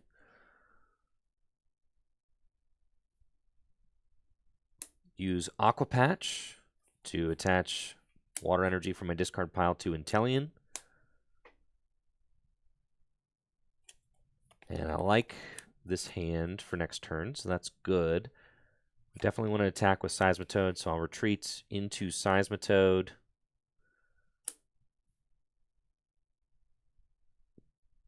I'll use Echoed Voice for 120 damage. All right, draw. So We got the Clara in hand. We got the Galarian Moltres. I really think just what we need to do is set up enough attackers that he just will never be able to overcome it. So I'm going to evolve to Weavile, attach a Dark to Weavile, Clara. Oh, not play Clara. I forgot I forgot he didn't knock out the Guzzlord. I was planning on him knocking out the Guzzlord. So we actually won't be able to do that. Trade away this research here. Draw 2. And would you look at that? We drew a better option. So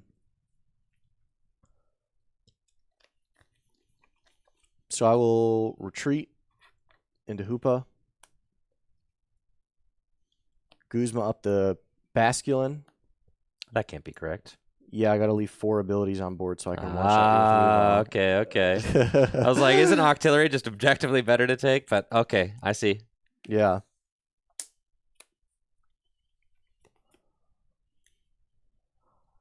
Yeah, Weavile doing 50 times the amount of abilities he has. The cast form, very nice for me, putting that at 200. So basically force him to deal with it, and then at that point we can figure out what we're going to do if he does that. Pull, and then we'll Red Banquet for... Do it again. Yeah, yeah. No, that's fine. Yeah, yeah. All right. Red Banquet for knockout, take 2 prizes. Take the only 2 that matter, Trainer's Mail and Rescue Stretcher. Promote Octillery and draw. I've got a route here. This is definitely tough. When Guzzlord takes 4 prizes, it's tough. That's a lot to deal with, but we can deal with it. We definitely can. So he's used Guzma and Boss's Orders. Is your Floatstone? Is your Verse Seeker down? You still have that, right? No, I believe I still have the Versus Seeker. Okay.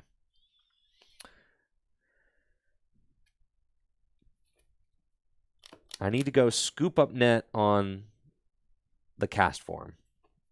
That would be really good. And there is scoop up net still in the deck. That would deny the 4th ability. So let's hope for that. Attach Luxurious Cape to... That's fine. Attach Luxurious Cape to Inteleon. Water Energy to Cast Form. And Iono.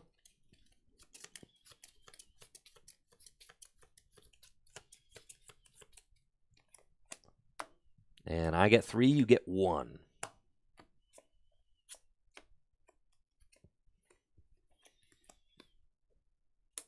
Bench Brooklet Hill and Abyssal Hand for a draw of 3.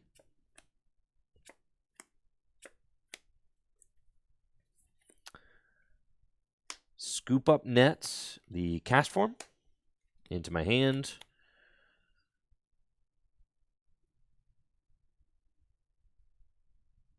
That's pretty good. Retreat into Seismitoad and Echoed Voice for 120 damage in the knockouts.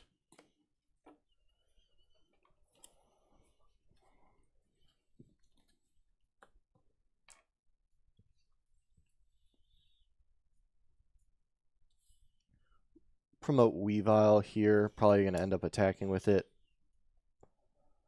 Draw for turn. We get the Blower, which is great because if we can trade into the Dark Claw, which I believe is still in here, I did pitch the Muscle Band. We can just win the game. So trade away Dark City. Did not get it.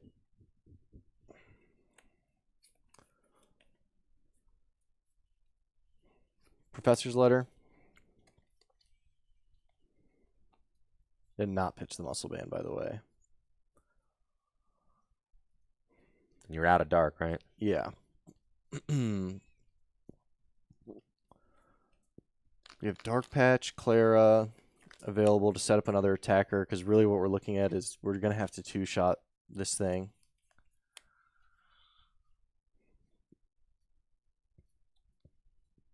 The question is how, and I'm not sure if we can. Fail the professor's letter.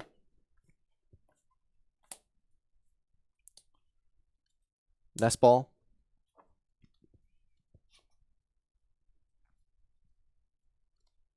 Spiritomb.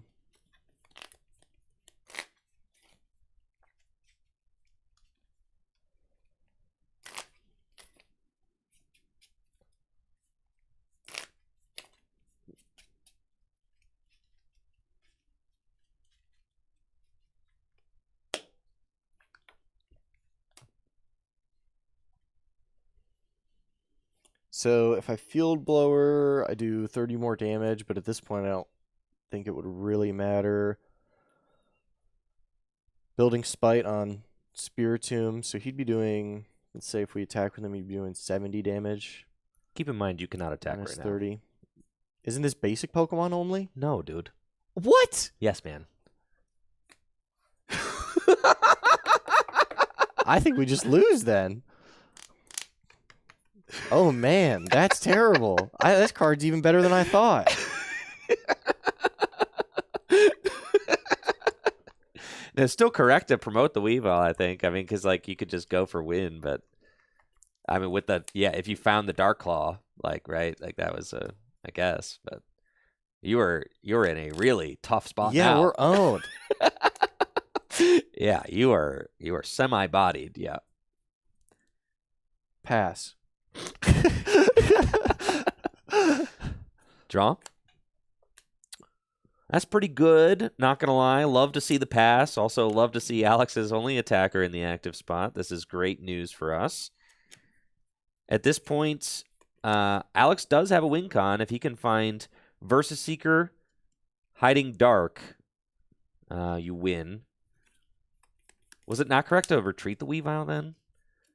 I guess, right? Into what? Hoopa. But then, because then you're still Versus Seeker, Hiding Dark, still a win con. Right? I mean, I don't think it really matters too much. That's fine. The pass is funny. Yeah. All right. Yeah. Play Hisuian Heavy Ball. And fail it. The realization of the ability is also really funny. And there's not too much else going on here. Play Mallow and Lana. Discard Castform and Feraligatr to heal the 10 damage off of Seismitoad. Switch Octillery to the active spot.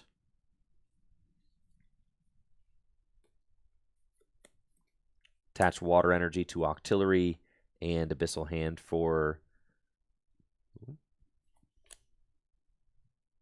Ooh, actually could give you win cons. That'd be bad. He already announced it. I'll Abyssal Hand for 2.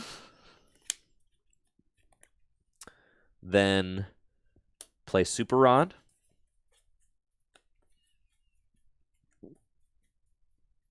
Why are you super rodding, Andrew? To put 3 water energy back into my deck so that you don't have the win con of Mountain Munch.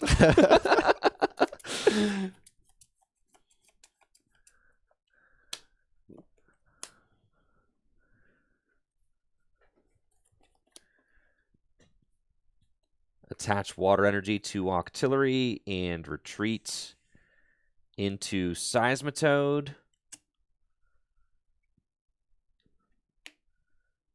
Echoed Voice for 120 damage in the knockouts. All right, I guess it's now or never here. So promote the tomb.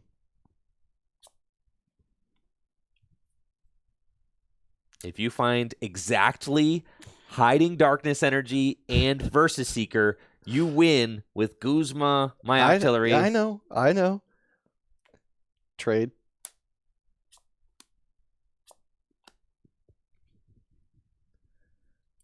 That is not going to do it. Yep. teammates. You know, you never know what could be in the deck that we're missing here, right? Mm.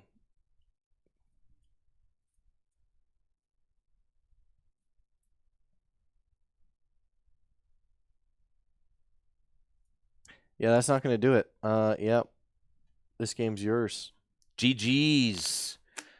GG's. Yeah, that was a really close one. Dang. Seismitoad kind of finessed there at the end. Yeah, I did. For some reason, I was under the impression that it only affected basic Pokemon, so I was like, once I evolve to this Weavile, what does he do? Yeah. The Seismitoad is crazy. I mean, forcing your opponent to have that extra resource, just that extra energy to announce all their attacks. Even this game, I never got to use Seismitoad's attack for 220 damage, which is what Echoed Voice does the following turn, which is just crazy. If you allow it to attack back-to-back turns, it's doing 220. I never got to that point. You were able to boss around it once, and the Seismitoad kind of kept switching in and out. But even so, even just swinging for 120 damage and forcing your opponent to have that extra resource can be really disruptive. Is there a better free retreater that doesn't have an ability? Is that worth considering? Or is the attack just too good? I don't know. Castform's cool. It's fine. He doesn't get to see the light of day very much. No, yeah. Castform, he's a nice guy. What do you think, Alex? We'll do one more with this. What do you think? Going into game 2, what are you hoping happens with your deck? I need to set up better, and I need you to set up worse. For sure. I think really, I mean, this last game setup wasn't terrible. But it was a good back and forth game. I mean, that was solid. The wheezing is extremely important to get out. I need to be able to Ascension. You getting this, I think actually the game would have gone a lot differently if you didn't get that Seismitoad so early and I Ascensioned. Being able to attack for 1 and getting the ability lock and sort of locking your hand down would have been very helpful. I agree. All right, let's see how game 2 goes. Would you like to go first or second? We'll go second again. Sounds good to me.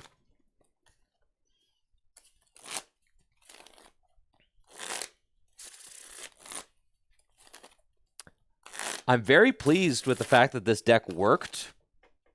I'm very pleased with the fact that this deck worked at all. I have to say, that was my first game ever that I played with it. And this is my first draft ever of this particular deck. So I feel like it did what it was supposed to do. That always feels good. Yeah, the Seismitoad is more legit than I initially thought. I mean, you see 120 and you're like, 120 on a stage 2? I don't know. 120 on a stage 2 with like 180 hit points, something like that. 170. And then the ability, it's just... And that's what I thought, too. I mean, when John originally played it against me, I was like, that's cute, right?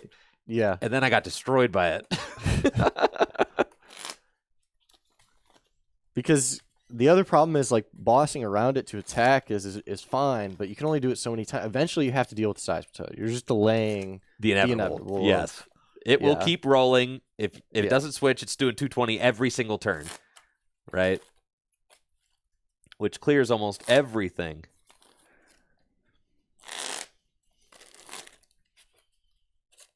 All right, so you said second? Yeah, I still think being able to get the turn 1 attack off would be great. 100%.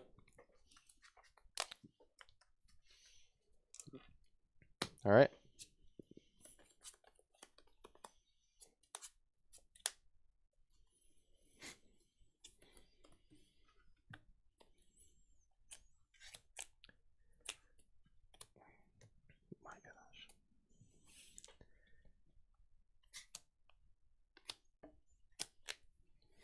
Good luck.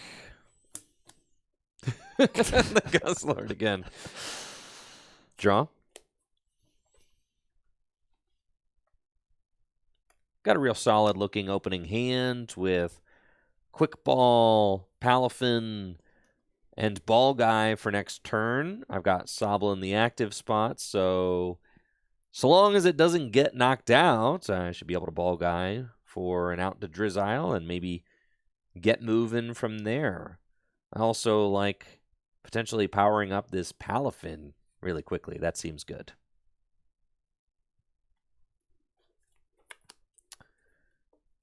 Start off with Quick Ball. Discard the Water Energy as I've got Aqua Patch in my hand. Let's see what we have available. Drizzile's in the deck. That's great. Basculin, Palpitoad. Rare Candy, Totodile for Alligators in my hand. Octillery is here. Remoraid is here. Finizen is here. Timpole. Wow, we got a lot of gamers. Great. First scan through, I feel like I don't have any major players prized. Maybe the Croconaw. Yeah, didn't see Croconaw. But that's okay. Let's go.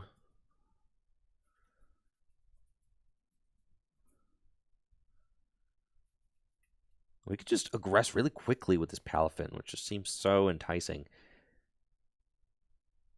And then if I Ball Guy next turn, oh, it's tough. I want to get so many basics this turn, but I can only get... It's fine. I think I just get this Palafin going. He seems cool. We'll get Finizen and get moving from there.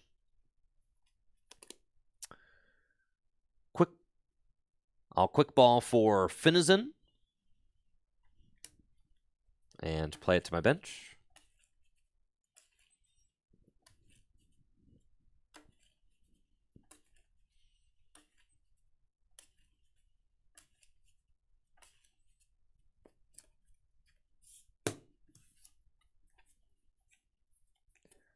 Aqua Patch to attach a Water Energy from my discard pile to Finizen. Attach water from hand. Pass to you. Draw. All right. So we've got an okay opening hand. Save everybody the time and play the Hisuian Heavy Ball. Take a look at what we've got prized here. No basics. The TM Turbo Energizes prize. We won't be getting that off now. And a boss is something to keep in mind.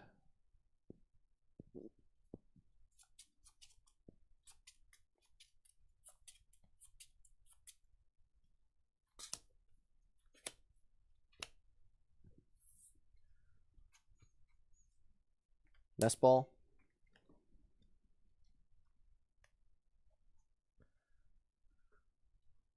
So I think a Hoopa here could go well, and just researching this hand away, trying to get either the Dark City or the Floatstone, knocking out this Sobble, at least forcing him to find some sort of switch out, and taking away the Drizzile option would be great. And I think that is what we're going to go ahead and do. Nest Ball the Hoopa.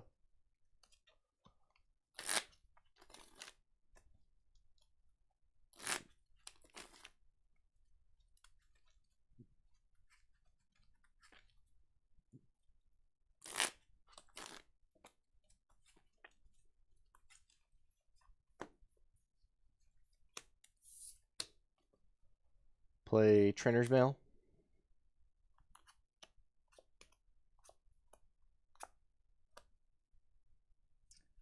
Nothing that I want. I don't really want to Iono right now.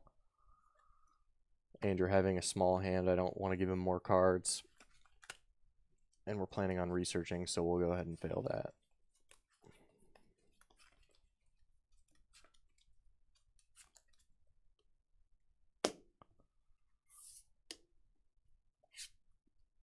Dark Zahupa.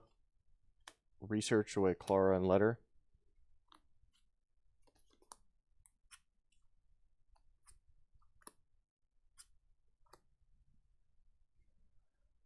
Didn't hit a switch out, which is unfortunate, but that's okay. Town map.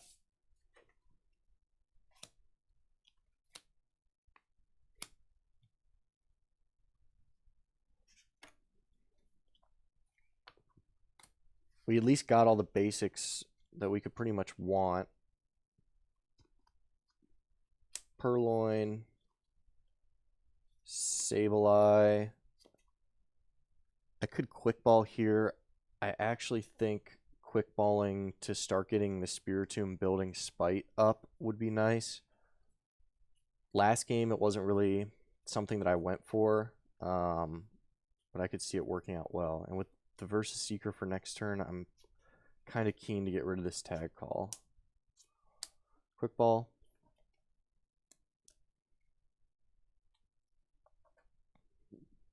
And the other evolutions can wait for now.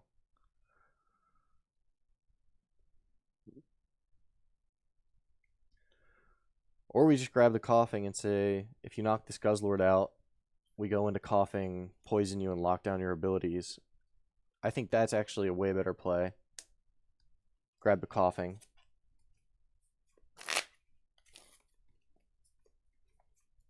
Unfortunately, no Mountain Munching this turn, but can't have it all.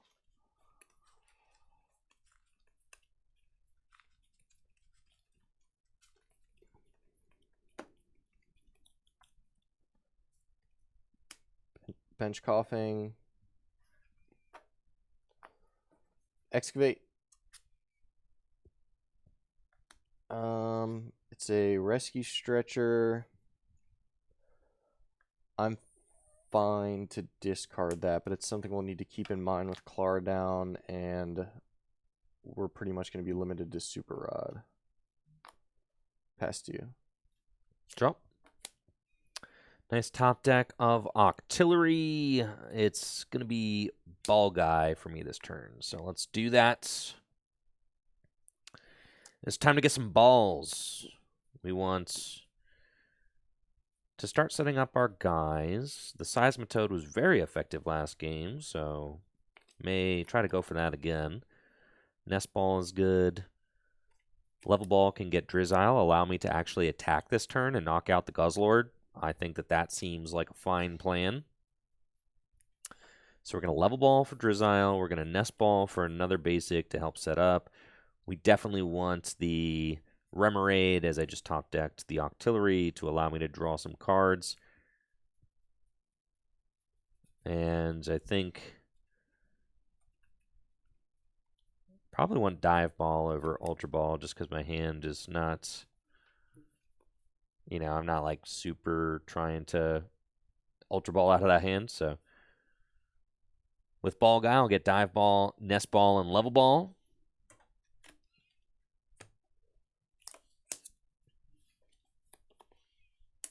Play Level Ball. And with the Level Ball, I'll get Drizzile and use Shady Dealings for Floatstone. Play Nest Ball. And we're going to Nest Ball for Remoraid. And then Dive Ball to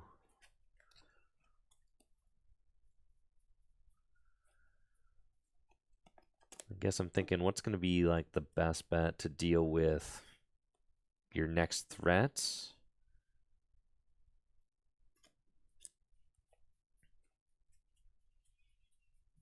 I'll probably just get the Toad. Yeah. And then maybe I can Rare Candy into this for Alligator in my hand. Dive Ball for Totodile.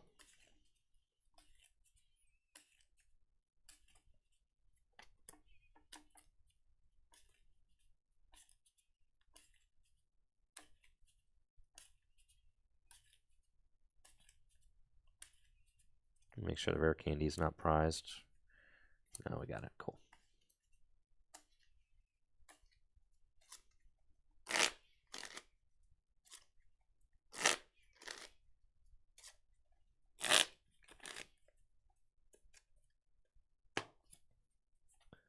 Attach Floatstone to Drizzile. Whoa, whoa, whoa, whoa. Hold up. Evolve Finizen into Palafin. Floatstone to Drizzile and retreats. That's a turn 2 Justice Kick for 210 damage in the knockouts. Take my prize. The turn 2 210 is too common with that deck. promote coughing. I would really like to get wheezing up this turn. Draw. We did get the float stone. I would like that on coughing just in case this doesn't work out. Sneasel, float stone, and we're going to preemptively excavate here. There's a Guzmahala. It could be good, but I feel like I sort of need to get wheezing in play now, so I am going to discard it versus Seeker for research and research. Pull your mic a little cards. bit. Yeah, just a little bit down forward. Like, yeah, that's good. Yep. Kind of like, yeah. That good? Yep. All right. Research for 7 new cards.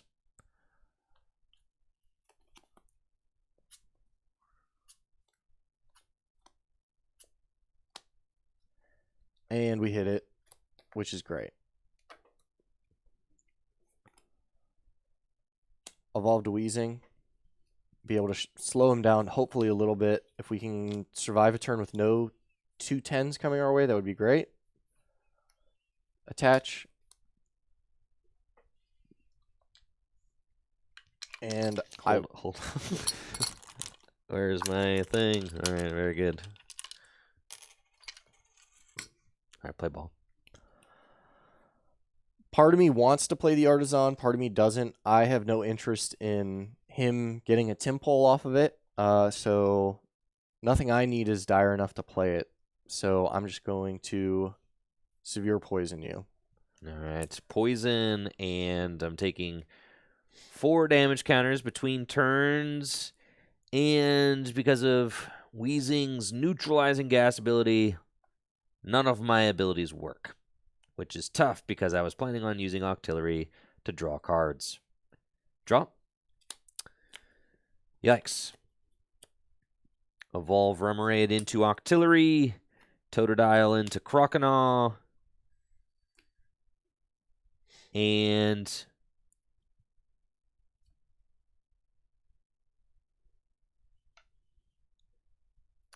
Jet Punch. We'll do 30 damage to the Wheezing and 30 damage to the Sableye. And I take 4 more damage counters. Ugh. Okay. All right, so that went great. That's exactly what we needed, was for him to not knock out this Wheezing. Draw.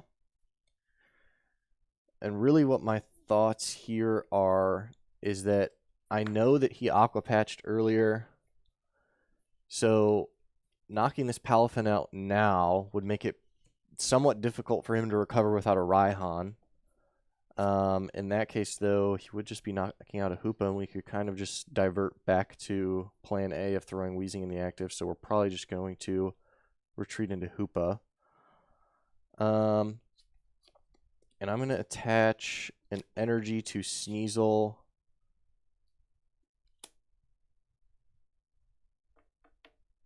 And I really just feel like I can't afford to end right now him into a new hand. Retreat into Hoopa. Excavate. Super Rod, we need to leave that in there, as I said earlier. Assault Gate for knockout. Okay, Palafin goes down, 90 damage. And you take a prize? Look to get... That's tough. I kind of need all of these cards, to be quite frank. We'll grab the Raihan.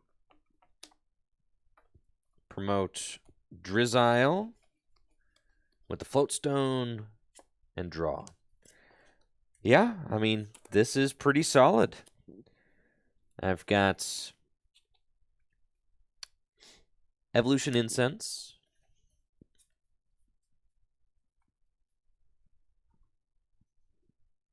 Evolution Incense can get me that Intellion. Honestly, I was worried that Alex was just going to sit there with the Wheezing and let me rot. So I'm very excited that he decided to break the lock. That is fantastic for me. I could have retreated out of the knockout. I mean, I could have denied it, kind of danced around a little bit. I probably would have done that until I eventually drew out of it.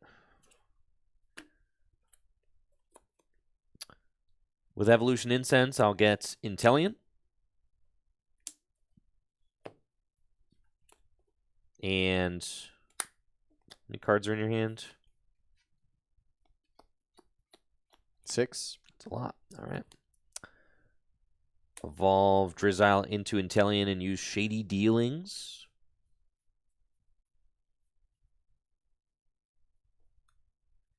I get to search for 2 different trainer cards. That's so broken. I'm going to get Raihan, definitely. And a Professor's Letter.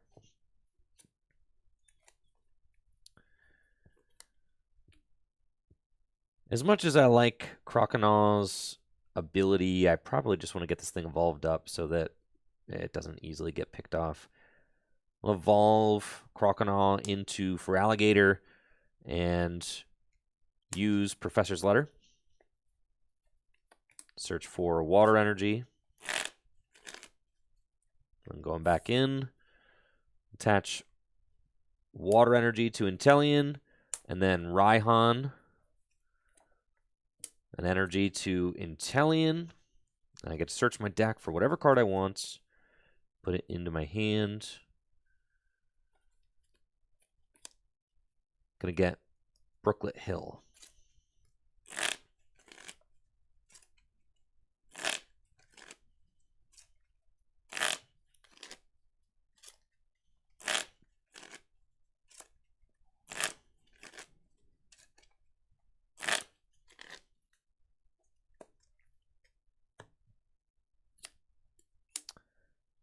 Use Abyssal Hand to fill my hand to 5.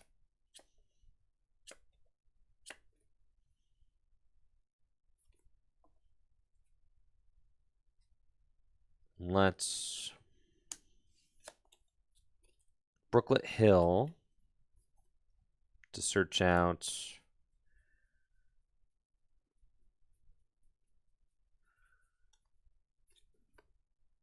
Hisuian Basculin.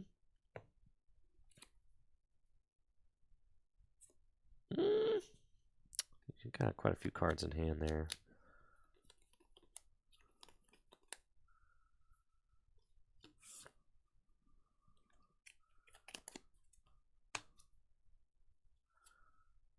Play Super Rod to put Finizen, Palafin, and Water Energy back into my deck. And then Ultra Ball, discarding Iono and Counter Catcher. Counter Energy. Yep. Ultra Ball, discarding Iono and Counter Energy. We'll go get Finizen back.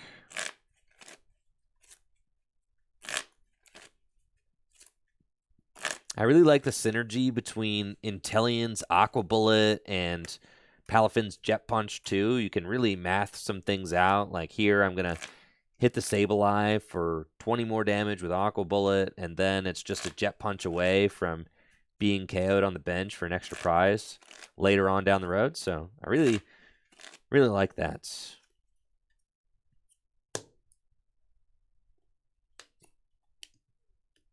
And I'm very pleased with how this turn has gone. It's Aqua Bullet for the knockouts, 20 damage to the Sableye. All right. Promote the Galarian Wheezing. Draw. And we kind of just have everything we need now that he's down to 4 prizes. We've activated Beast Ring. The Guzzlord is in the discard, and it will be scary dropping the Super Rod, but I think we kind of have to. So, bump Brooklet Hill with Artisan. Super Rod, and I am going to opt to get the Dark Energy And I will leave Hoopa in the discard pile. Then we'll use Artisan.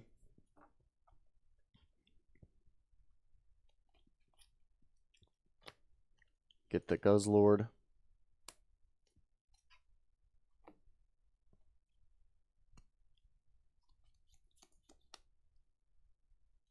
B-String.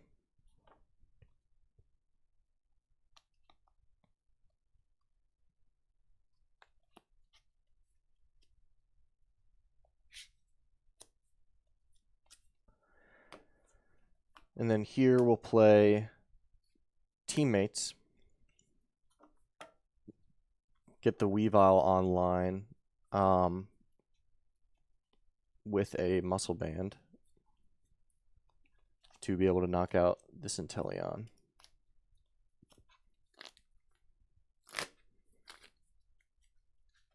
Still don't have the Liepard up, which is a bit unfortunate, but we'll make do. Well, I guess we won't make do, but...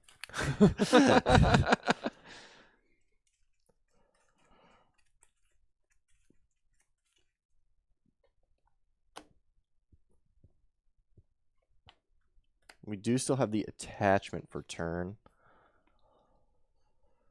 Evolve. Muscle Band, and I will use the attachment for turn on Guzzlord. Retreat.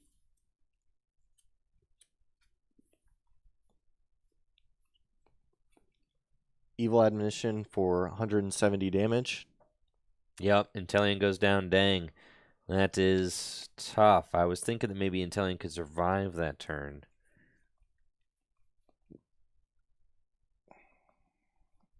We do need an energy in hand pretty bad. So we'll grab a dark. This is our last basic dark.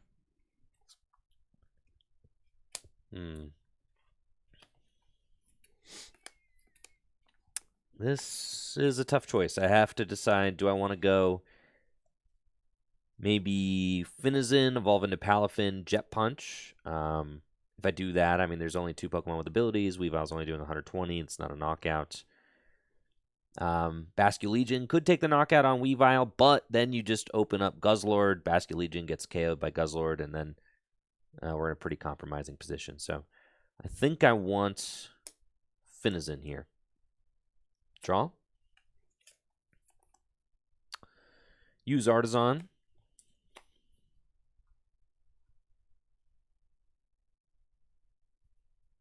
And we can go get our buddy, the Tympole. It's time for you, Tympole. Let's go.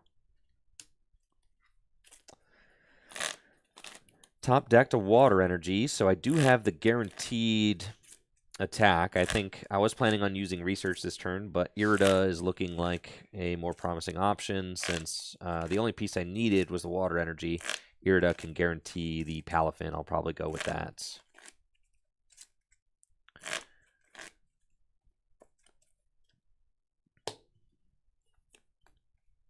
Water Energy to Finizen. And do I care to Irida first?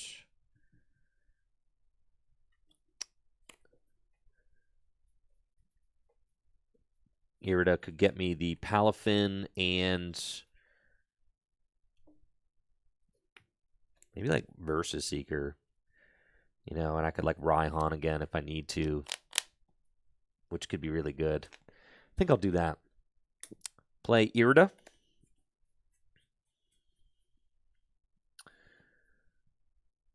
That seems really good. Yeah. And with Irida, I'll get Versus Seeker and Palafin. I'm a little bit behind on energy attachments right now. So I like having the Versus Seeker just in case I need to Raihan again to get a really powerful attacker going.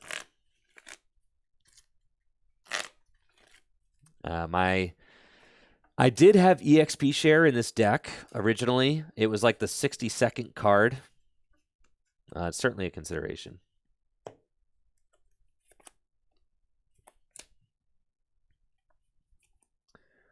Evolve into Palafin and Abyssal Hand for a draw of 3.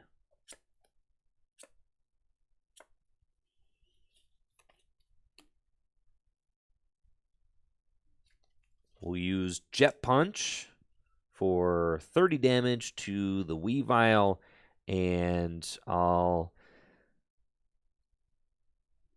Do I want to knock out the Sableye, or...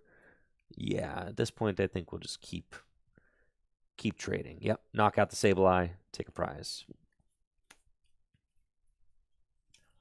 All right. Draw.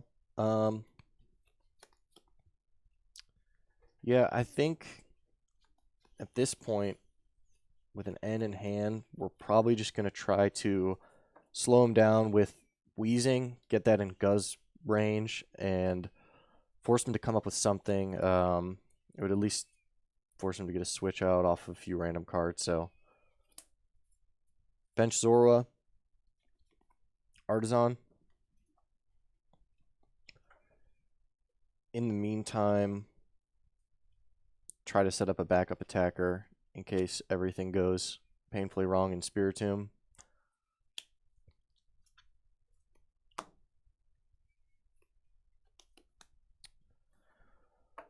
Oh, and the question is, what do we attach this dark to?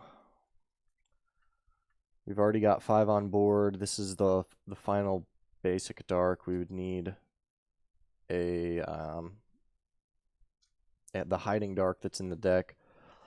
So I'm looking at either attaching this to Guzzlord, Spiritomb. No, we're going to retreat the Weavile here, so we'll hard retreat the Weavile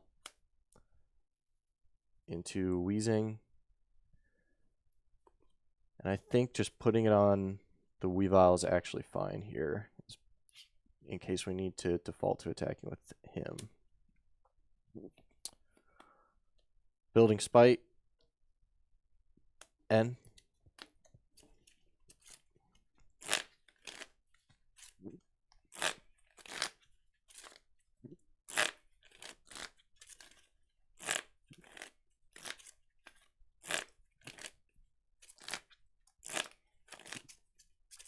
Yeah, this is tough. 3 cards. There are outs in the deck that get me there, but we'll see. We'll see. I could also totally brick off of this. 3 is not a lot, especially with ability lock.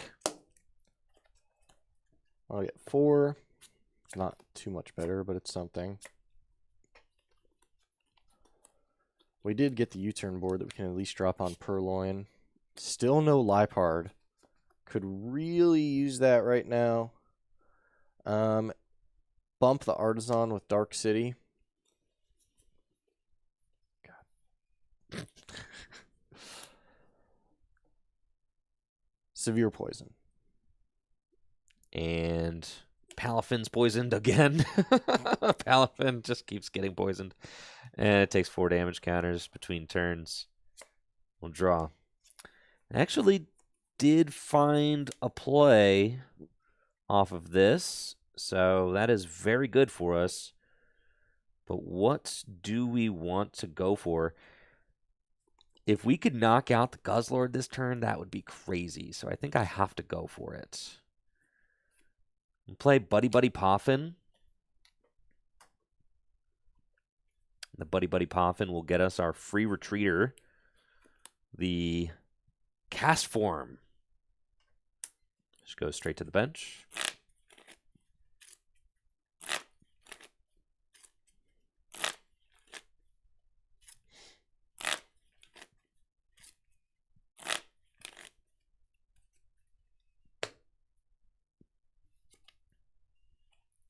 Guzma on Guzzlord, which moves that Galarian Weezing out of the active spots, making it so that my abilities are active once again. I'll attach Luxurious Cape. Oof. This is tough. All right, so if I go Luxurious Cape to Palafin, it's got 210 hit points. You could definitely get to 4 abilities in play and knock me out in one hit with Weavile, so we don't want to put that there. But I do want to draw an extra card because I need to find this water energy to take the knockout on Guzzlord. So the Luxurious Cape is going down. It's got to beat a Feraligatr. That's fine. 280 HP. That's a lot. And then Abyssal Hand for 4 cards. And we did find the water. Attach that to Palafin.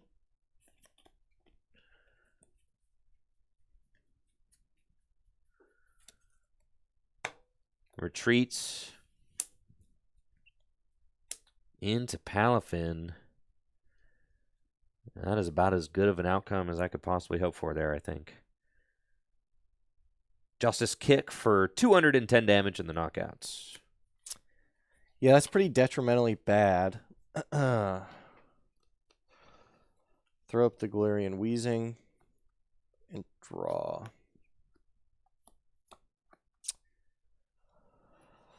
Oh, we've got a Dark Patch. Oh, man. I mean, we're going to have to use just about every attacker we can. Building Spite. Throw another 10 on him. Hopefully he'll be ready soon.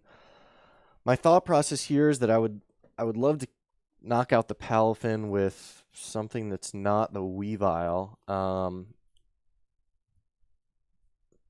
Because it doesn't have an ability, and if you were to evolve that Basculin, but I just don't think it can be done. Pokegear.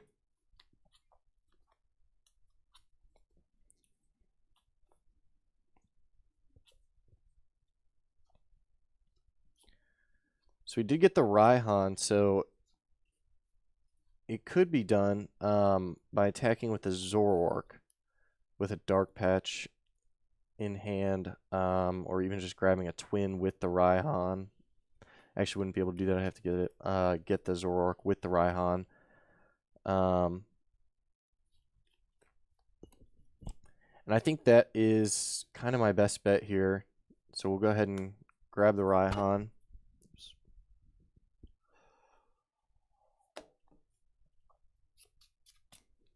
Still leaving the Hiding Dark in the deck for Spiritomb later. I'm about to Raihan. Raihan. Put a Dark Energy on Zorua here. Search our deck.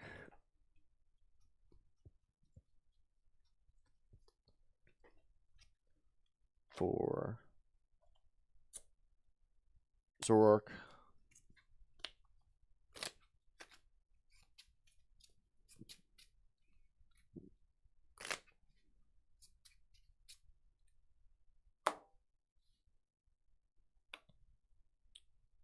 Evolve. Dark Patch.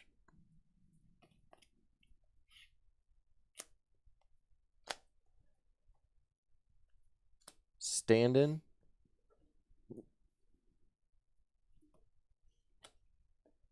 And Mind Jack for the knockout. Yep, 160 damage. Palafin is a goner. And Alex takes his 3rd prize. Boss's orders. Thankful that my hand did not get disrupted there. I've got quite a strong play that I can make. Promote cast form with the free retreats and draw. Versus Seeker for that Raihan. We need that. And I'll attach the water energy from my discard pile to Timpole. Search my deck for Rare Candy.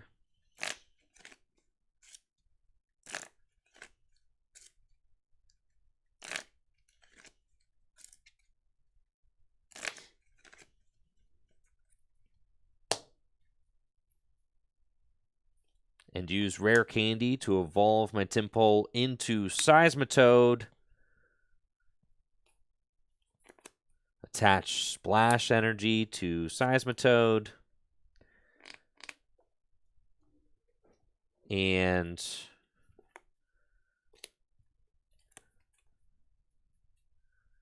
see, I think I've used my rod already.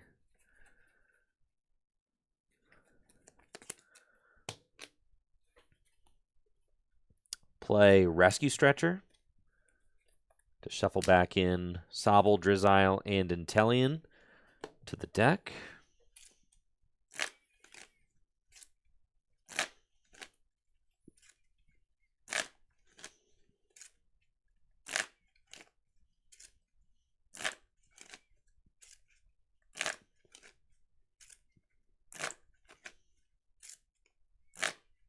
I do have 4 abilities in play, unfortunately, so that Weavile is still doing just a lot of damage.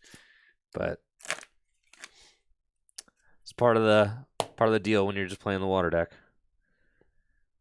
Abyssal Hand for draw of 3.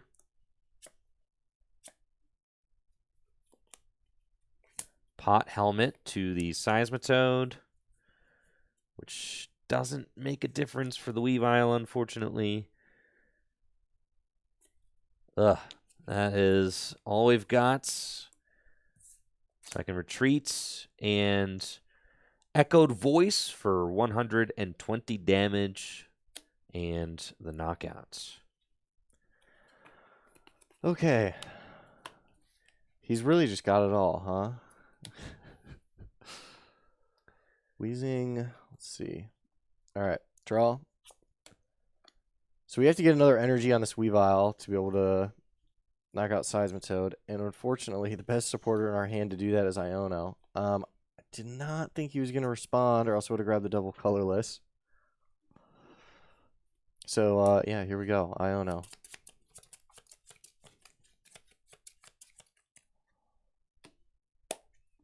And you probably didn't think I was responding with a Seismitoad. No. I was the rare candy and the Raihan and everything. I was like, oh my goodness. Anyways, draw 3. We got a chance. Evo Soda.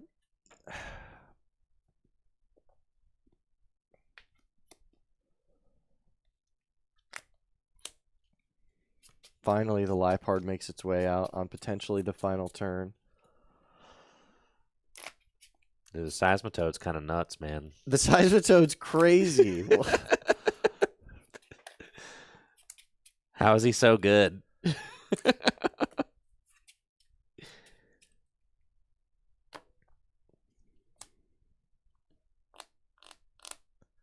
All right. Trade. Oh, I'm correct.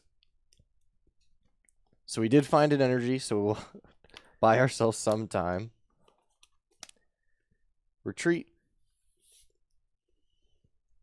Attach a twin energy to the Weavile, that's the perfect one to hit because now the Hiding Dark is online should I need to attack with Spiritomb. Building Spite the Spiritomb. And Evil Admonition for 220 damage minus 30 from Pot Helmet, so 190 damage. Seismitoad goes down, unfortunately. The splash energy brings the Seismitoad back to my hand, and energy gets discarded. Alex goes to 2, and I'll draw for turn. Okay, this is your time, Hisuian Basculegion. This is why you're here. We'll evolve into Hisuian Basculegion. And all I need to do is find a water energy, and I win. Bench Timpole and Abyssal Hand for a draw of 3. Water energy, retreat, and Grudge Dive for 120 damage. That's GG's. All right, let's go. Not going to lie, that Seismitoad was the star of the show there. Yeah. I honestly didn't expect the deck to be that good. I expected it to be good, but not that good. It was cooking. It was cooking. The Palafin was like also completely nuts. Being able to snipe 30 damage here and there and then take huge turns like the Guzma 210. You're just like, okay, I guess my guy is vanquished now, right? Like this thing I was working on that Guzzlord and now it's just gone.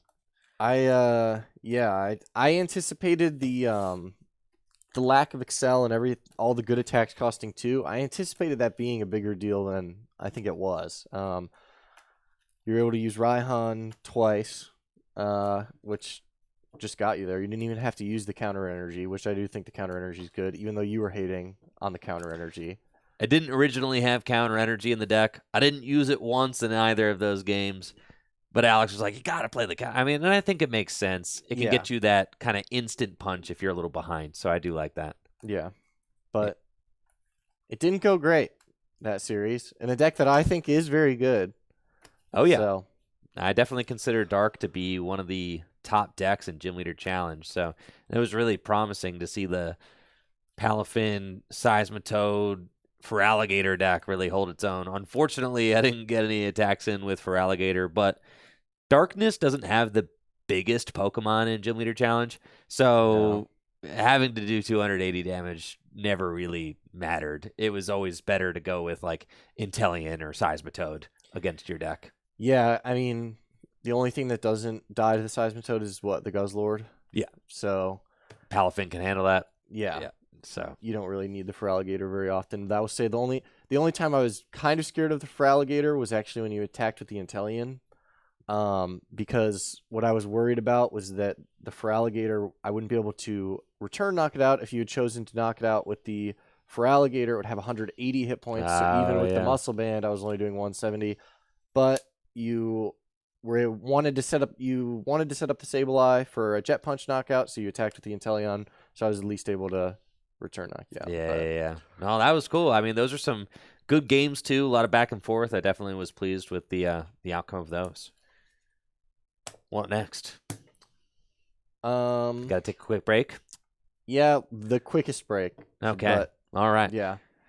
Hang tight, y'all. We'll be right back after this with some more Gym Leader Challenge action. We've got some cool decks on the horizon. If you're interested in the deck lists that are being showed off today, make sure to keep an eye on the Tricky Gym Discord. I'll have them posted there after the stream sometime.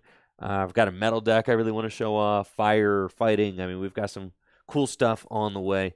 Make sure to check out fullgripgames.com and dragonshield.com. Do I know the upcoming matchup? All right, let's decide it before we take a quick break. What do you think, Don't Alex? let him sit. What do you think? I know a lot of people were excited about the fire deck, and a lot of people were excited about the Coalossal deck. I think we actually have run that matchup in the past, and it wasn't terrible, but it wasn't exactly the most exciting thing to watch, I don't think. We could do fighting versus, if you want to play colorless, I think I could beat the colorless deck with fighting.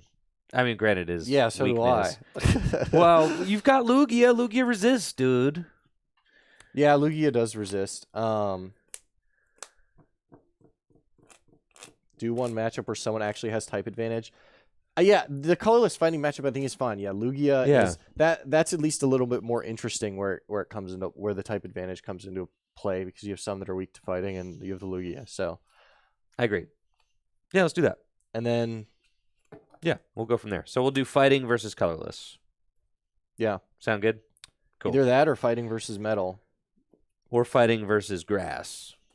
It's like another one, but people want to see, if one person wants to see grass fighting. Well, let's do fighting versus colorless. That'll be good. Fighting versus colorless. Yeah. For sure.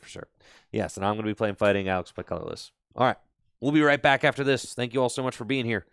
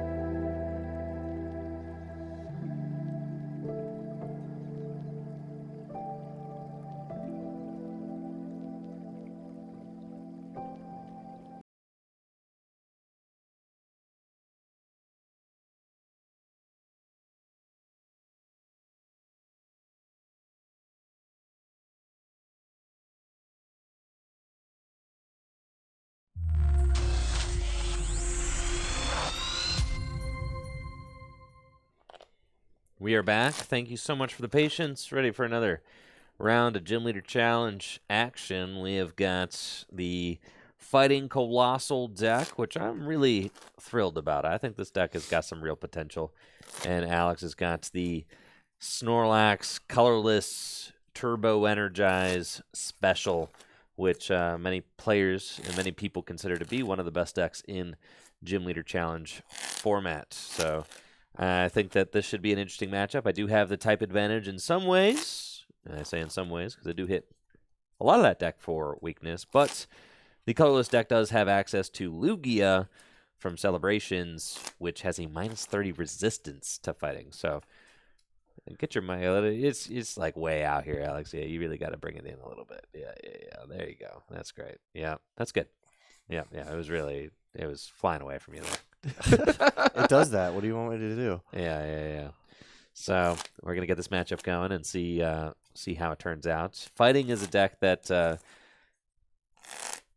is getting a lot of kind of new tools on the horizon. There's the new I don't know what is it, like a monkey bear thing? It's an Okie Dogie. Okie Dogie. Is that the one? It is Okie Dogie. Yes. Yeah. What kind of Pokemon is it? Like what kind of creature is that? Like a bear? I guess a bear of some sort, or I think it's. Is it a dog? I don't know. The name doesn't make sense. It doesn't look like a dog. If they were trying to make a dog, they did a terrible job. It's a bear dog. It's man bear pig. Bear pig. Yeah. It's man bear pig for sure. If they're trying to make it look like a dog, they did a terrible job. There's lots of good dog Pokemon though. Yeah, so I don't think it's a dog. It definitely feels more bear to me. Monkey bear is what I'm going with. Monkey bear. Yeah. It's probably more monkey bear than it is dog bear. Are they all monkeys? I think they're all supposed to be. Well, no, because there's the bird. The bird. That's not a monkey at all. Yeah, the bird is decidedly not a monkey. There's one that's. And if that one's supposed to be a monkey, they did a bad job at that one. I don't like the design of those guys, but whatever. They have cool cards. It has the ability guard dog. Yes. That's like saying people always call the. So it is supposed to be a dog.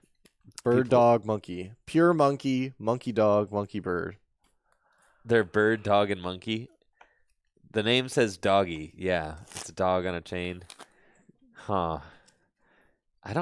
It's definitely more bear-like than dog. Dude, if that thing were a dog, that would be terrifying. Gorilla dog. Everyone is decidedly saying it's a dog.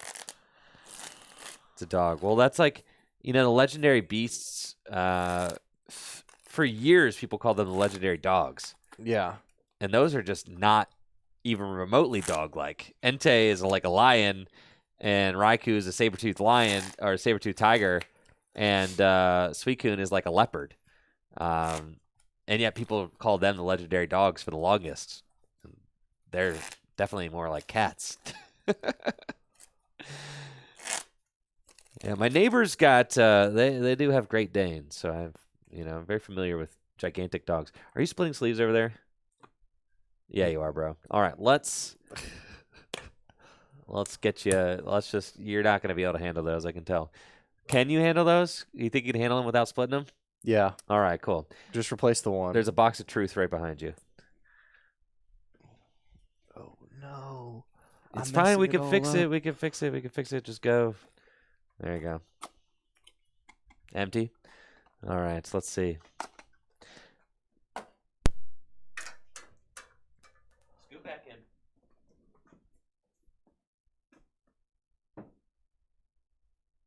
Playing colorless, huh? Yes, colorless. You don't have another truth out there? You're going pink diamond, dude. I have to unsleeve this whole deck? Let's get cooking. We'll get to it.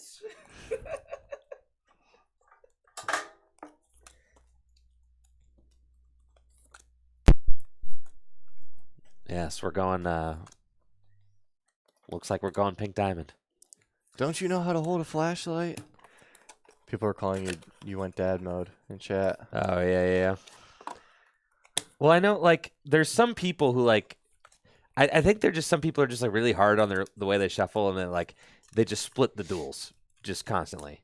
And I don't have that problem with the duels. I don't know. Maybe it's just because like I'm built different. But some people it's like 3 overhands, and they just are like. So that's why you have varying. Like some people love the duels, and some people are like they split like crazy. It's like literally it. I think it's just the way that some people like. Some people shuffle because I've had nothing but positive experience with the duels. Like I've ripped like a couple maybe, but like that's after shuffling them for years. I've ripped like a few, and then like Riley says that he can't shuffle them without like just ripping them constantly, like every game, and that's just not the experience I have with them at all. So I'm convinced that different people have different experiences with those. Yeah, see, Brandon says, "Teach me not to split duels." I don't know. I just don't. I don't split them. They're not.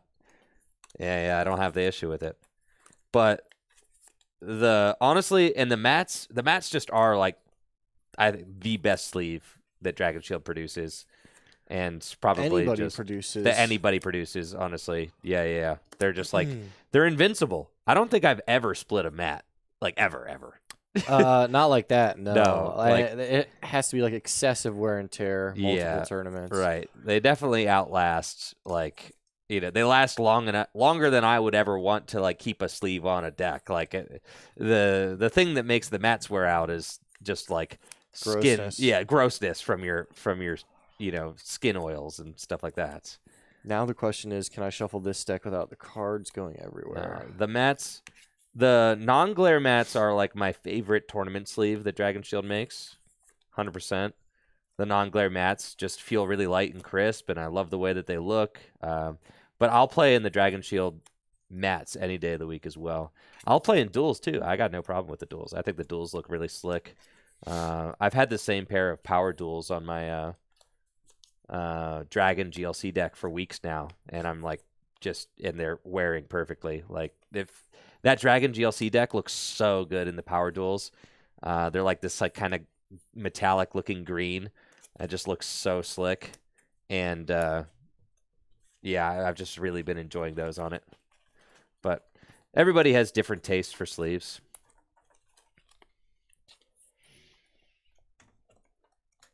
All right, let me get your hands cam set up real quick. The pink diamonds, I think the pink diamonds are like my favorite mats. They're just so good. Pink diamonds. I love the purple and regular black mats too. I've been running Jets for years. Jets, yeah. I saw you had the Jets. Check your hand cam since you bodied it. It was a series of unfortunate events. That should do.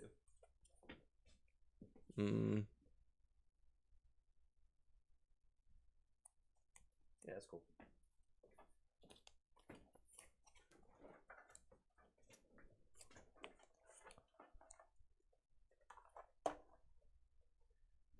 No, can't see through the backs. Of the pink diamond? Yeah, someone had asked if you could see through the backs. I'd say no. I mean, like maybe in like you'd have to be trying really hard. You'd have to be trying like really, really hard, and maybe in like I can't speak for every single lighting condition, right? But for here, I can't see through the backs of them. There you go. Yeah, whatever.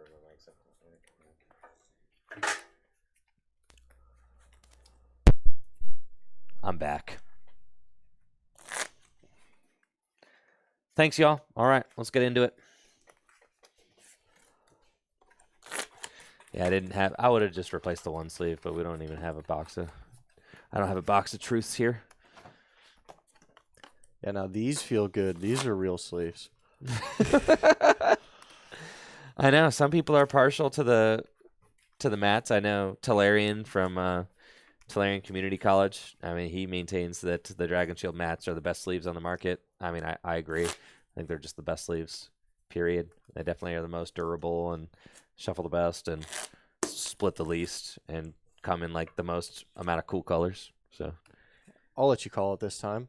I'll go tails. Tails it is. I'll choose to go second.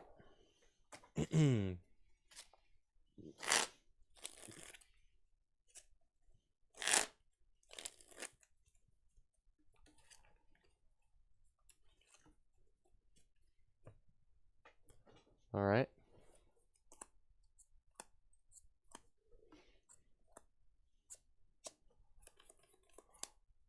Mulligan.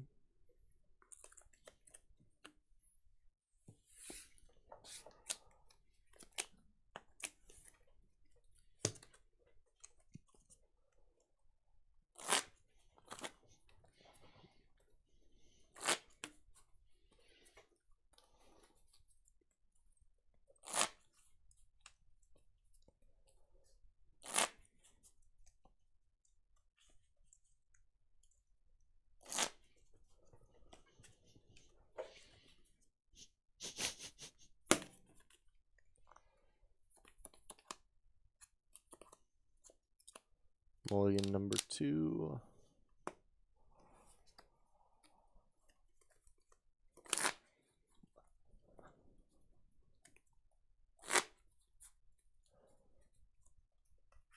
Both of those mulligan hands were the gas too, so I'm very upset. You got it this next time, trust.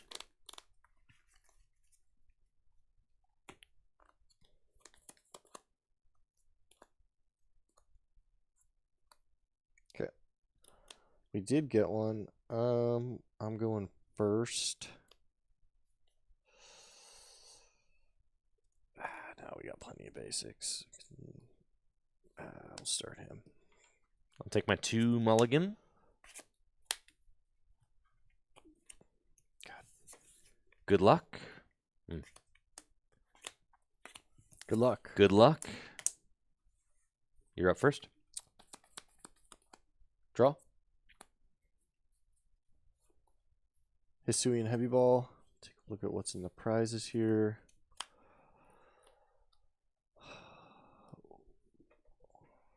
So we've got no basics. The U-turn board, which was kind of the reason I put the Machino in the active, is in the prizes. But nevertheless, we can always attach a fire and manually retreat it.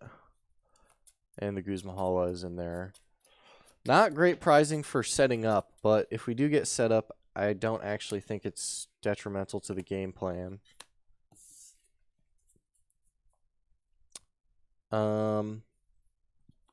Nest Ball.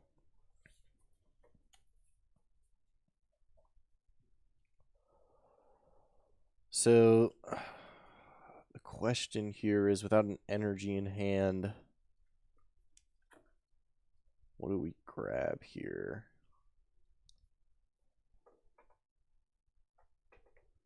Snorlax, maybe.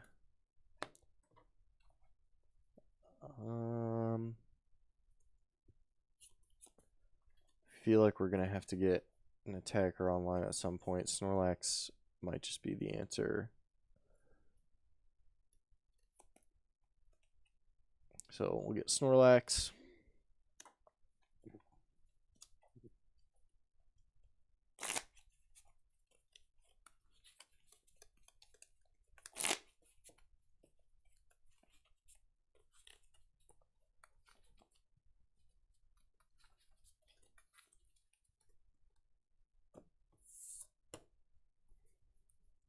Bench the Oranguru. Pass the turn to you. Draw. I've got a wonderful mulligan-assisted opening hand with Technical Machine Evolution, Viridian Forest. I can use to start cycling some energy. I want to see what I hit off of this Trainer's Mail, and hopefully it's a card that allows me to search out more basics, because that's what I need right now. Start things off with Heavy Ball. And let's see what we have access to. Looks like Hisuian Growlithe is in the deck. That's good. We've got at least 2 fire energy. Great.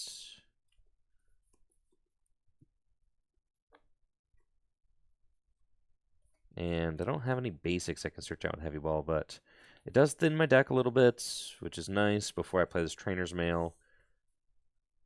It allows me to just kind of like take a look at the deck so that I know what I'm getting into. It looks like I've got Coalossal and Garganacl are in the deck, but I don't know that I'm seeing my basics. And we got Roly-Coly, so Roly-Coly, Coalossal are both here. I didn't see Carkle, And I didn't see Knackley. But that's okay. I've got Rare Candy Coalossal as an option, and really that's like a pretty good option for us. So I'm going to use the Heavy Ball for Coalossal.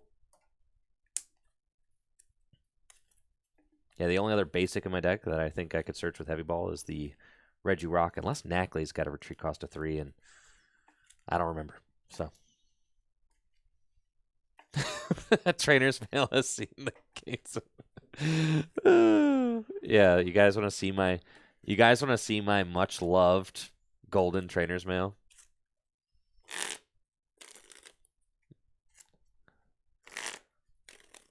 Dang, I got haters on that Trainer's Mail.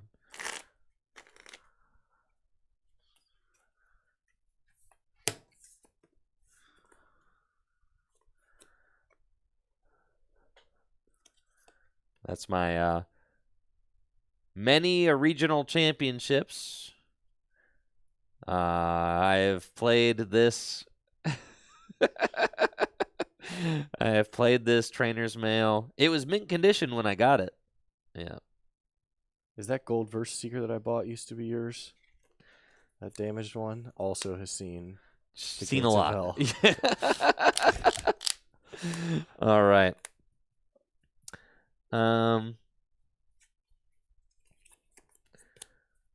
Yes. Play Trainer's Mail. And that's okay. We've got Earthen Vessel and Evolution Incense. I think I'll take the Earthen Vessel.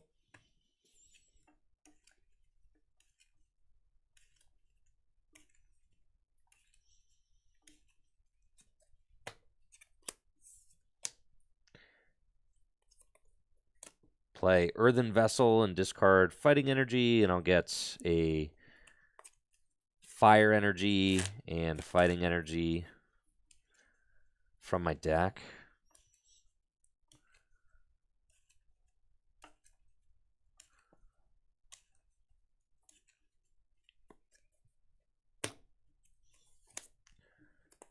I think this turn, I just want to Cynthia and Caitlin. I got Tate and Liza in my hand, but with the Coalossal already here, I mean, I got the TM Evolution. I don't want to decrease this big hand size down to 5, so I'd rather add 3. That's what we're going to do. Play Cynthia and Caitlin, discard a Fire Energy from my hand, and draw 3 cards. Can you play that card without a supporter in your discard? Yes, man. Oh. I didn't know. I'll play. My tummy is really growling. Can you hear it from across the table, bro? My stomach has been growling all morning. All right. Play Cynthia and Caitlin. Discard a Fire Energy from my hand and draw 3. Unfortunate. I did not find another out to a basic Pokemon, but that's okay because Regirock can do it for me. And that's what he is going to do. Bench Terrakion and attach Stone Fighting Energy to my Regirock, making it so that it takes 20 less damage from attacks. I withheld putting the Viridian Forest into play just in case I found Brooklet Hill and was able to use that to search out a basic. But also I see Alex doesn't have an energy drop for turn, so I don't want to give that to him if I can help it. I'll end my turn by using Regigate, which allows me to search my deck for a basic Pokemon and put it onto my bench. We'll search out Roly-Coly. All right. Draw. Not ideal.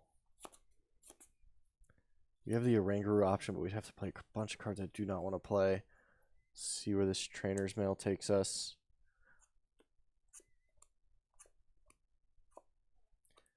Thank God. Pokegear. Thought I was going to be grabbing Battle VIP Pass a turn too late off that Trainer's Mail, but...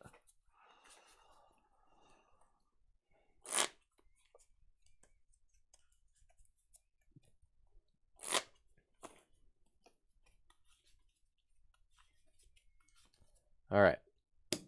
Pokegear.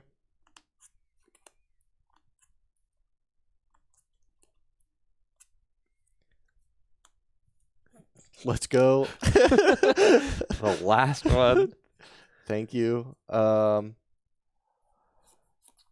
man, I do kind of want to drop one of these tools. They both would be good on Lugia later, but at the same time, I can't hold a ton of cards just for Lugia. So drop the Bravery Charm and Cynthia.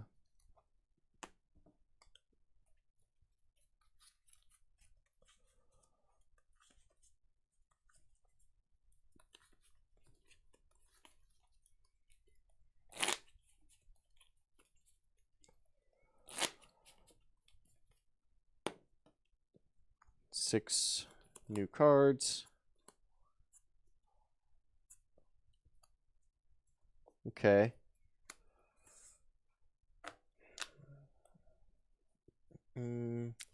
So Cyclozar I'm kind of not super hot on right now. I'm almost thinking we just call for family, get a Squovet and a Bidoof out here. At some point we're gonna have to get the Lugia online, but it's not like we can attack with them all game. Kangaskhan can at least do damage later. 20. Kangaskhan, Fire Energy,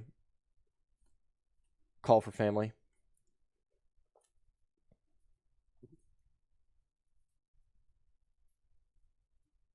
I do like the call for family option on Minccino. Just really nice to be able to get that explosive setup, and then the draw power of having Beebrill and Minccino in play is so good. Get Squovet and Bidoof. Open up some nest stashing Oranguru possibilities since our hand isn't the greatest. At least be able to get something going.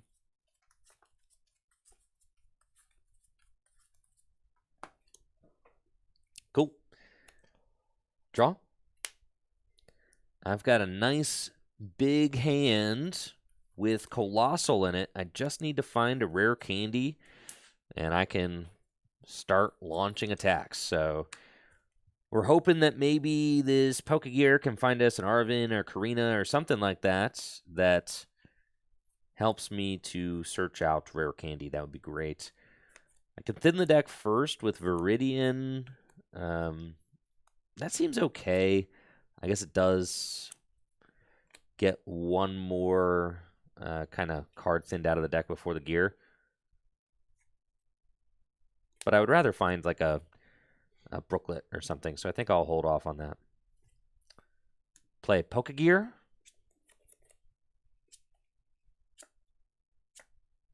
And not exactly what we want. We've got Guzma and teammates. It's fine. I'll take the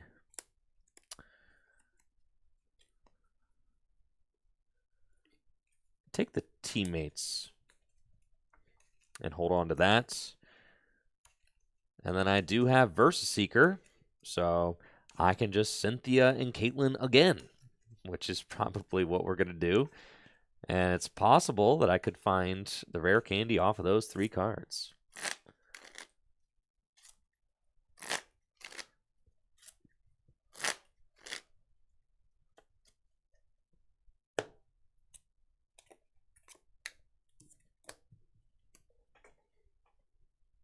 Okay. Use Versus Seeker to get Cynthia and Caitlin from my discard pile into my hands. And then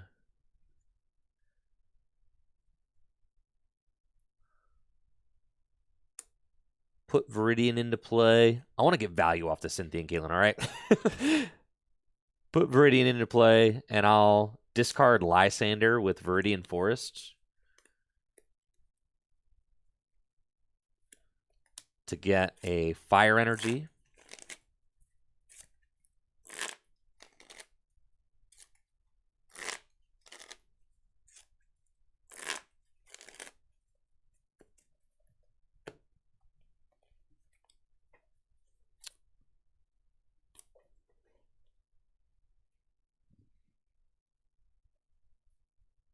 I'll play Cynthian Caitlin, discard Technical Machine Evolution to draw 3 cards. Goodness. That's fine. But a supporter. Yes, and I get the Lysander back from my discard pile.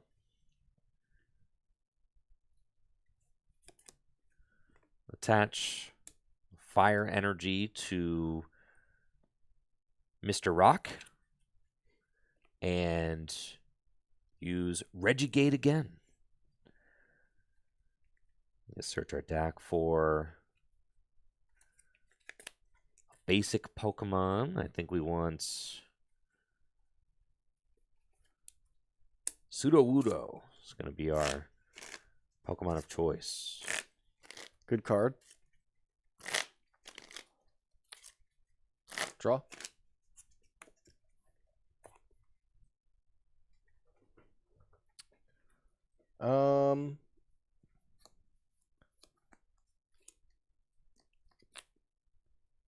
Attach a double turbo to Snorlax.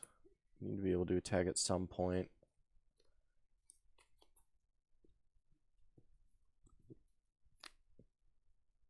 Viridian Forest.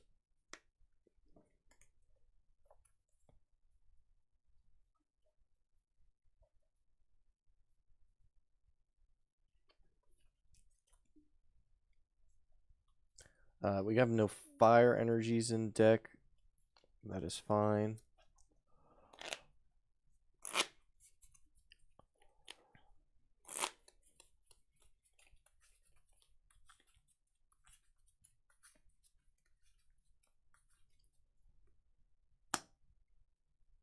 And we nest stash. Shuffle my hand, put it on the bottom of my deck, and draw 1 card.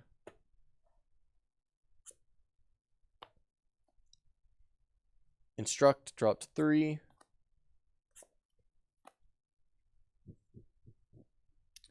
Well, nothing really live, so we'll pound for 10. 0, because of Stone Fighting Energy. That 10 was actually going to come into play. Draw. Okay. Play Nest Ball. We've got a exhilarating start here. I've got a couple of options. I can either go on the offensive and a Nest Ball for... I can either go on the offensive or I can just say, like, all right, I'm going to start setting up. I think, yeah, going on the offensive is definitely the way to go here. I'm going to Nest Ball for Hisuian Growlithe.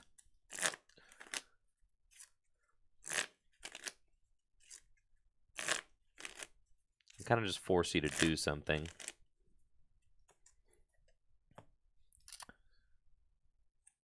And attach my 3rd energy to Regirock. It's time to party. Lysander Snorlax.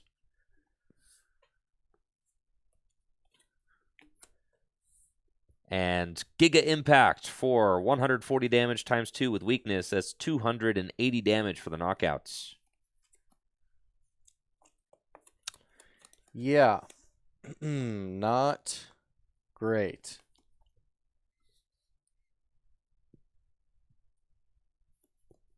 Kangaskhan does not do nearly enough damage with the stone energy. Thinking getting Lugia, but I wouldn't be able to get it out. Oh man, this is tough. Okay. We'll at least throw up the Minccino. Alright. Draw. It's a good cop deck. Evolution Incense.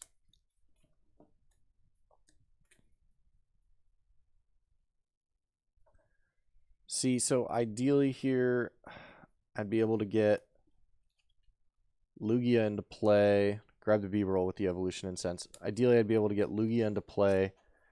Counter energy it, I guess, and Raihan, or capture energy it, and Raihan to it, at least do some damage, and resist fighting.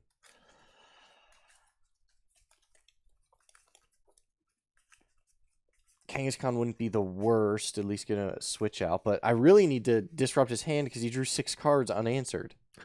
Just for evolve into B-roll.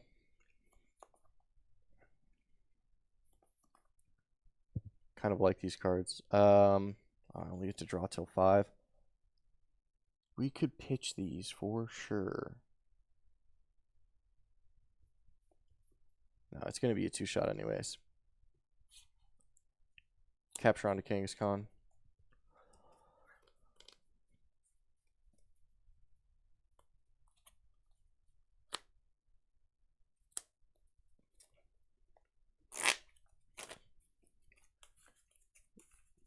At least get the Lugia train starting to roll here.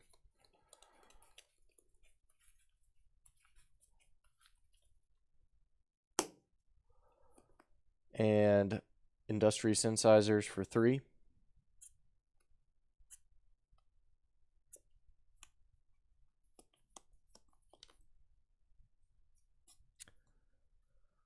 All right. Man. This is just not ideal. Raihan.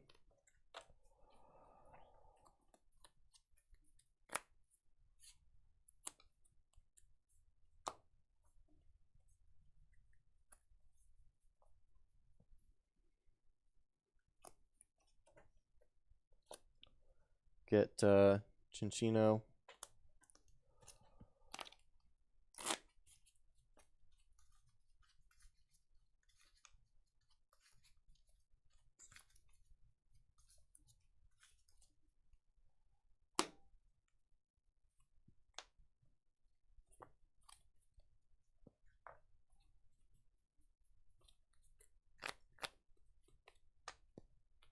Thinking about energy assisting. For 20, huh? You know, enough. Retreat.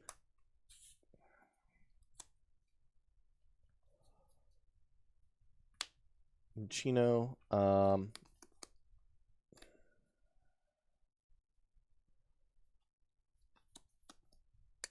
Kind of want to keep the TM just in case. So we'll make do the Cyclozar.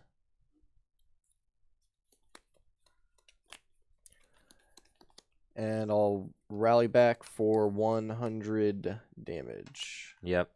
120 minus 20 with the stone fighting energy. I'll draw. Beautiful.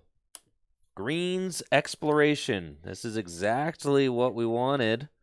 Green's Exploration is going to allow me to search my deck for 2 trainer cards, put them into my hand, and I can only use Green's Exploration if I don't have any Pokemon with abilities in play. And that is the case. So we're going to get Rare Candy. And also, we're going to have to deal with the Lugia eventually. I am thinking that I want to deal with the Lugia by using maybe Grant, so I can get Battle Compressor and do that. But I also just want some extra protection. Honestly, I'm not going to have to protect anything. I think you're kind of bodied, honestly, if I'm really thinking about it. Like, you just seem totally in the tank right now. which seems rough. So, yeah, I'll just keep setting up other stuff. That seems good. We'll get Rare Candy and Hisuian Heavy Ball. Rare Candy, my Roly-Coly into Coalossal. Attach Luxurious Cape to Coalossal to give it 260 HP. Play Hisuian Heavy Ball. Look at all these freaking idiots over here. Just look at these guys. Like, what the heck? Dude, did you guys having a little powwow over here? Just like, what are you doing? Yeah, my deck is feeling awfully sparse right now, but that's okay. I'm going to Hisuian Heavy Ball for Knackley. Put the Knackley onto my bench.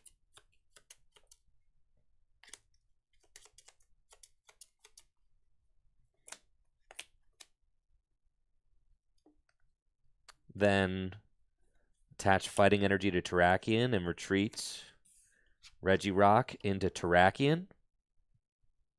Use Tar Generator to accelerate a Fire and a Fighting Energy from my discard pile to Terrakion. And yeah, that's pretty good. Cavern Tackle for 120 damage times 2. That's 240 damage for the knockouts.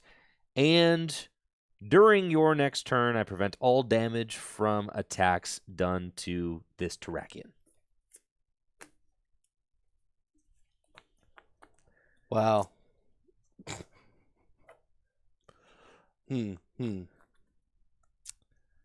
Yeah, not ideal, but Energy Assist is now online. Energy Assist. Man, all right, here's what we do. Go for it, little guy. You got this. Draw.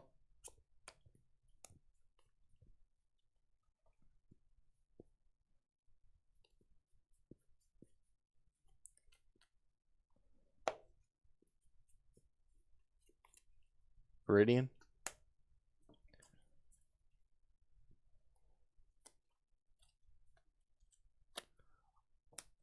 Fire. And now we draw everything we need. So many reasons to be playing Rope. Yeah.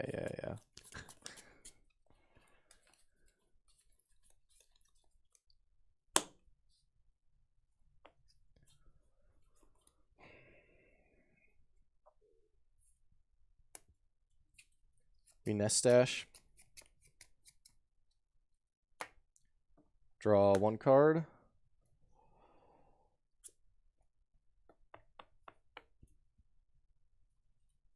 Yeah, get rid of those two. Field Blower. Instruct.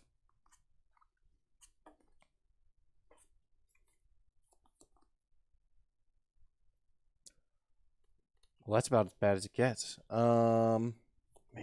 All right. The idea was I would be able to get that Regirock, knock it out with Energy Assist.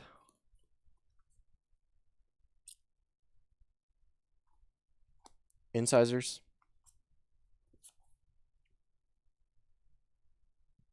Oh, that's a play that could happen.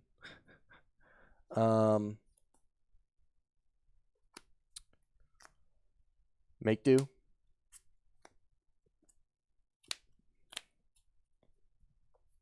Random receiver. Did not happen. The boss, right? Or Guzma. Or Guzma. Gotta shuffle. Oh yeah.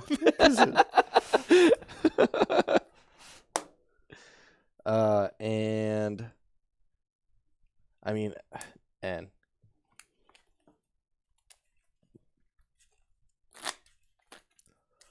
Terrakion has been kind of crazy in my experience. Being able to just like attack with this dude on command. Like once you get Coalossal set up, you're attacking with Terrakion every other turn. Yeah. I don't love it.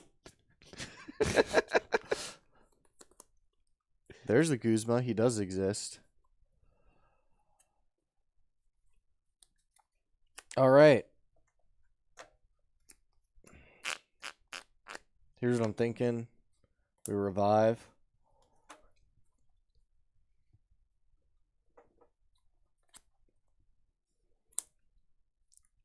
And we Energy Assist.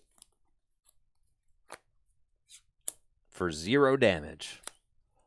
0 damage, but I get to attach the Fire Energy to the Snorlax. Exactly. Draw. Evolve Knackley into Knacklestack.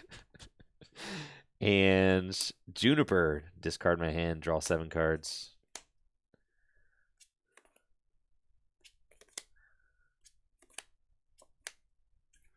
Play Town Map, which is fantastic. I get to finally get some of these dudes out of my prize cards.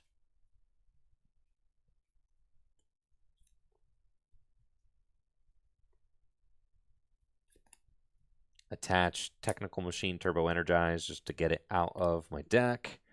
Play Tag Call to grab the Guzma and Hala.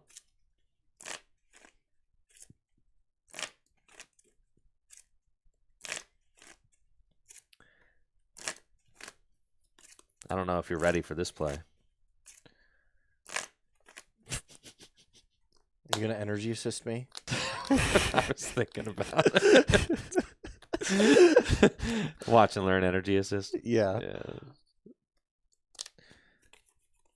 I was thinking about it. That or it's Giga Impact. And energy assist seems objectively better. So, yeah. Attach strong energy to Sudowoodo and retreats my Terrakion into Sudowoodo. I'll use Tar Generator, which allows me to attach a fire energy and a fighting energy from my discard pile to my Pokemon in any way I like. So I'll do the fire to Sudowoodo and the fighting energy to Growlithe. I believe, yes. And then we watch and learn energy assist for 60 damage times 2 with weakness. That is... Wait, what? No, wait. Oh, yes.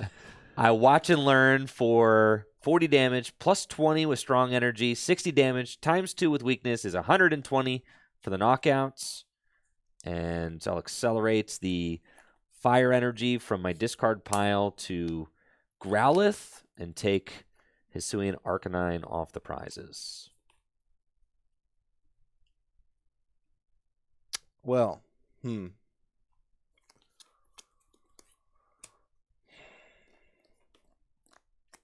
see your discard? I want to see. Okay. One fire's in play, so you probably attach the fire to Growlithe. Okay, we can make this work maybe. Yeah, that's fine. Snorlax.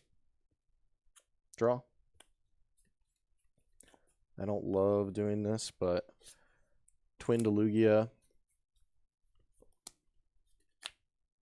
Guzma the Growlithe. Basically just trying to give you a bad attack with Watch and Learn. And don't really incisors for 1. I already played a supporter. Yeah, this is fine actually.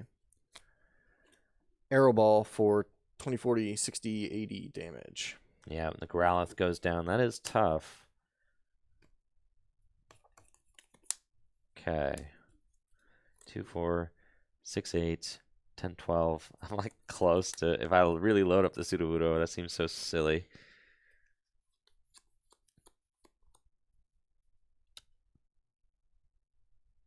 Promote.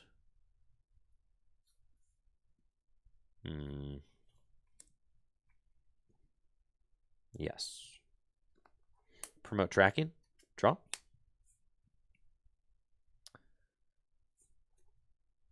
Karina.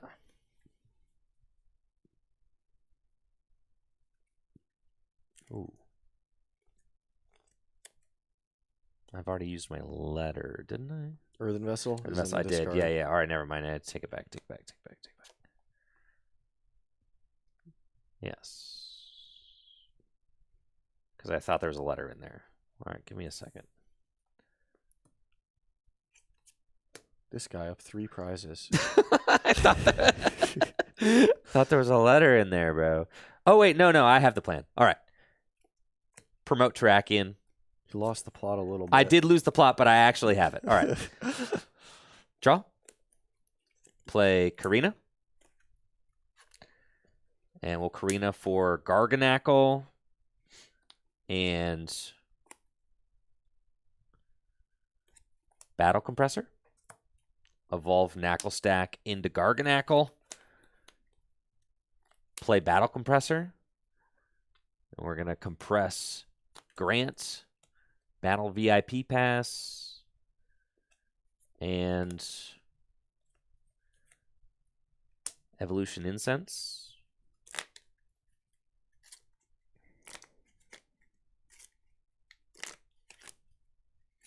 Yes, I was like, how am I getting the third energy? Oh, yeah, Garganacl. That's how we're doing it.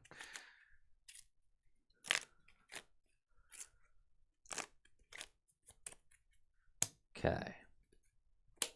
Those all go to the discard pile.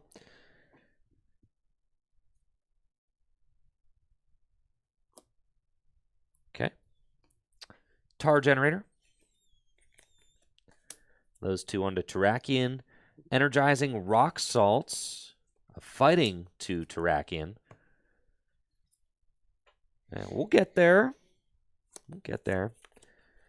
Cavern Tackle for 120 damage minus 30 is 90. And I am immune to damage next turn. All right. Draw.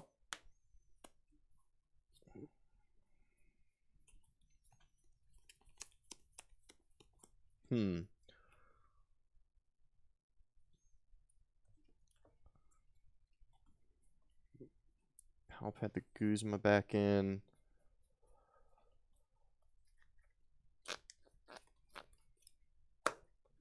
Not making it easy. Play Energy Lotto.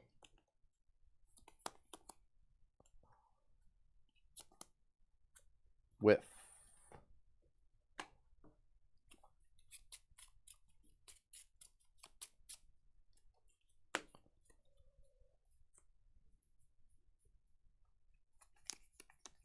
Ideally, I was going to hit a DC on that. U-turn board. Squovit. Fighting Fury Belt. Lugia. Palpad. Guzma and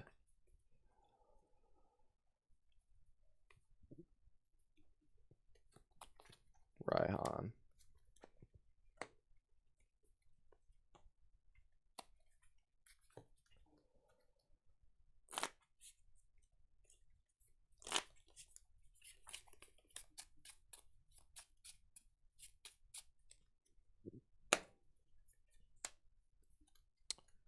Nest Stash. Shuffle.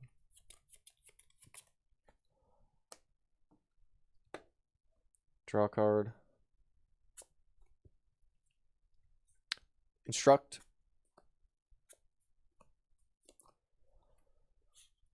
Double Colorless on Snorlax. And Industrious Incisors for 3.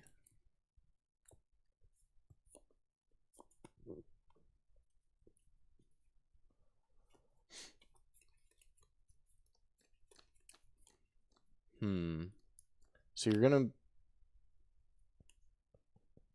probably be watching Learning Me. Yeah, I think that's fine.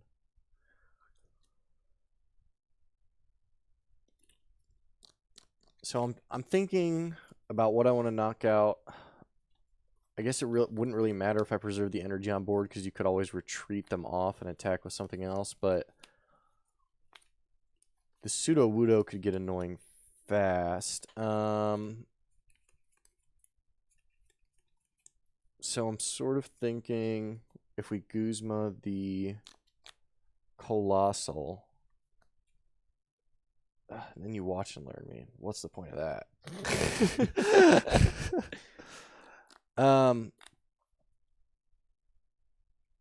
Yeah, we'll just we'll take the Pseudo-Wudo. Okay. Go into Squovit. And then retreat. And that's why I put the Fighting Fury Belt on him. Because now I'm doing 90 damage with Arrow Ball. So I'll Arrow Ball. Pseudo-Wudo goes down. Dang. I liked having him there. Promotes Mr. Rock. And we'll draw. That is quite good. Let's go.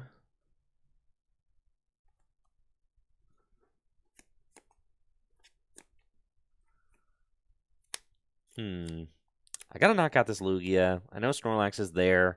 Snorlax can get returned by Terrakion next turn. That's okay. Guzma and Hala.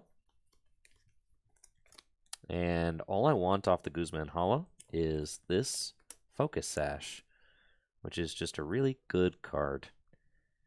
So Guzma and Hala for the Focus Sash. And that's that.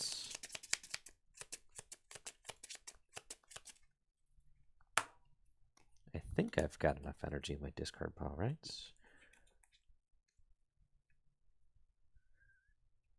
No, I do not, actually. Did I misplay?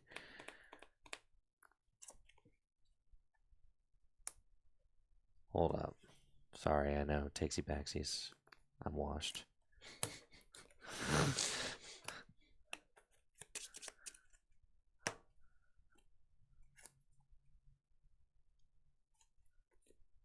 That's my top deck.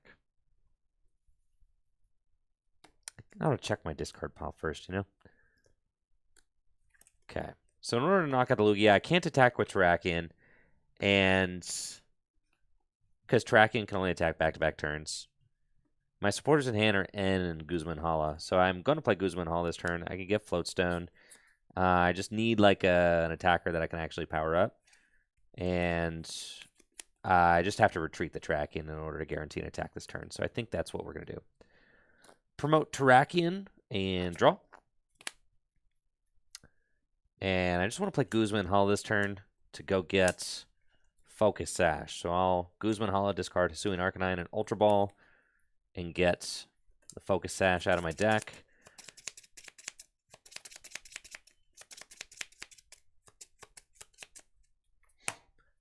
Which is going to be really important because I want to put that onto Coalossal, which makes it so that Alex cannot easily knock out the Coalossal this next turn because it cannot be one-hit KO'd, so that's nice. Retreat Terrakion into Regirock and use Tar Generator to accelerate the fighting and the fire from my discard pile to Regirock, then Energizing Rock Salt to attach a fighting energy and heal 30 damage from my Regirock. Then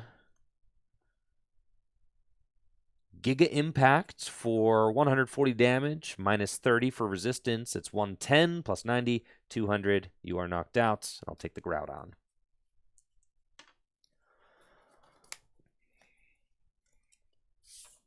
All right, draw. Powerful colorless.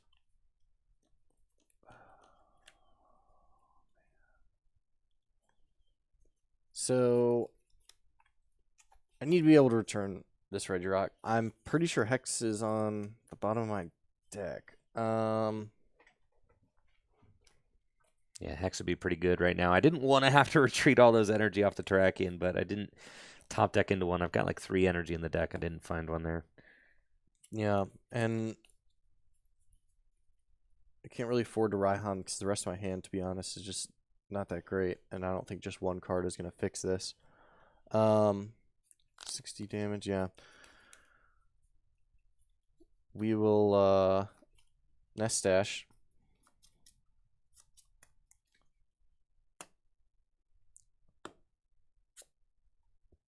Oh, that works. Artisan. Use it. Yeah, and Hex was on the bottom of my deck. I did remember the order of events correctly there.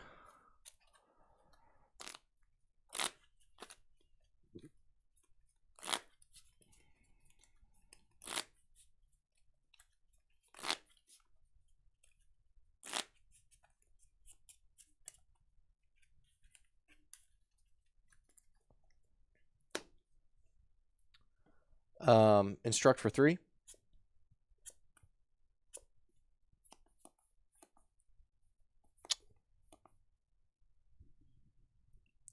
That's actually fine. I actually would prefer to special charge here, even though I am searching for the Hex. Since I drew the Raihan, basically my thought process here is if worse comes to worse, and if I draw either of these two special energies off incisors, I can Raihan to the Oranguru,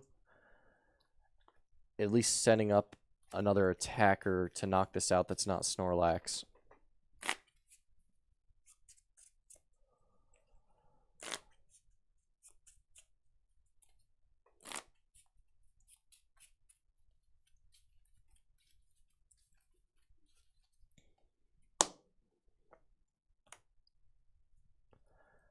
And Industrious Incisors. And we did hit the Hex. Perfect. Retreat. Snorlax. Hex Maniac. Thumping Snore. Okay. 180 damage. Regirock's down. Alex takes a prize. This is tough. Tough for sure. No roll for sleep. Yep. Heads, heads. And it He's wakes awake. up. Oh, man. It's all coming up, Alex. That is tough. Okay.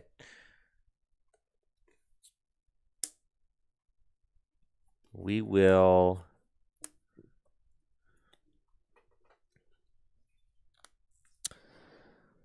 Huh. Okay. Promote Terrakion and draw. Bench Groudon. Attach a fighting energy to Coalossal. Use Artisan.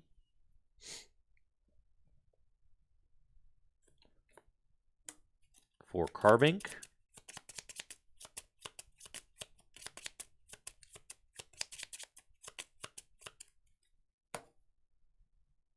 Put Brooklet Hill into play and N.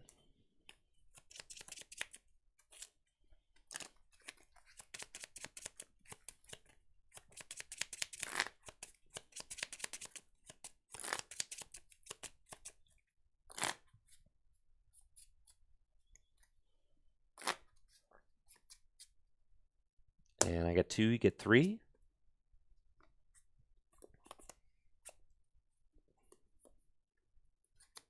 And pass to you. All right. Draw. Well, man.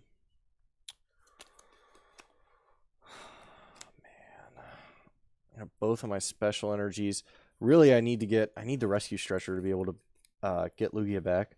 But in the absence of that, I mean, I'm not going to hold out for an optimal play when I need to get an energy drop down. Twin energy. I'm going to do a Rangaroo. We need to set something up. And we'll Nest Stash.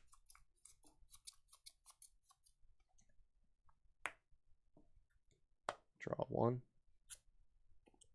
Nice, a playable card. Town Map.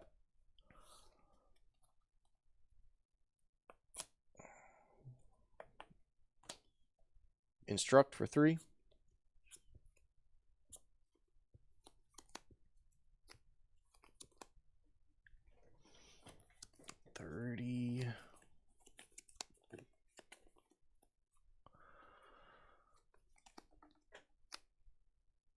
See your discard. Yes, you may.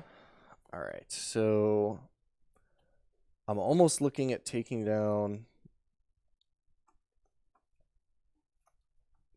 Garganical. I don't know how many energies he runs, but presumably there's some left because there's not a ton in here. So he should be able to attach from hand even if I knock out the Garganical. I just think playing that's just kind of a waste of time. I'm going to Incisors. And that's what we needed right there. We're going to play Versus Seeker for the Hex Maniac. And Hex Maniac and Thumping Snore for knockout. Oh boy. Okay. It's fine. I'm really tired of that. Flip for sleep. Tails. That's right. Promote Carbink and draw.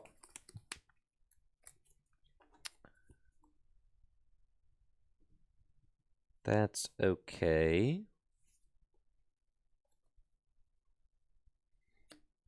Attach Fighting Energy to Carbink and Lucky Find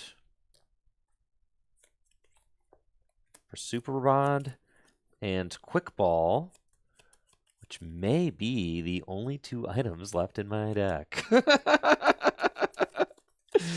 That is fine. We'll grab those, and it's your go. All right. Flip for sleep. Dang. Draw.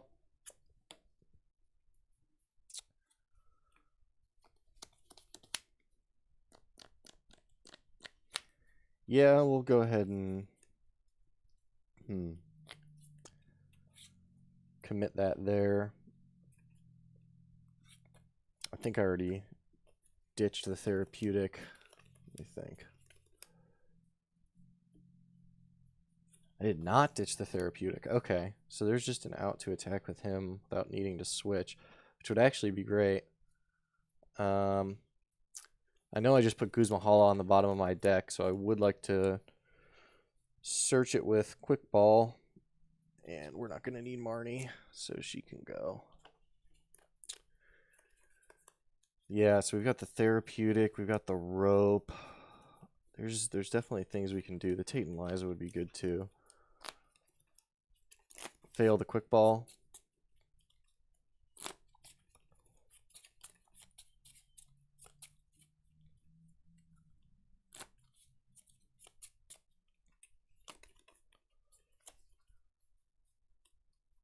And we nest stash.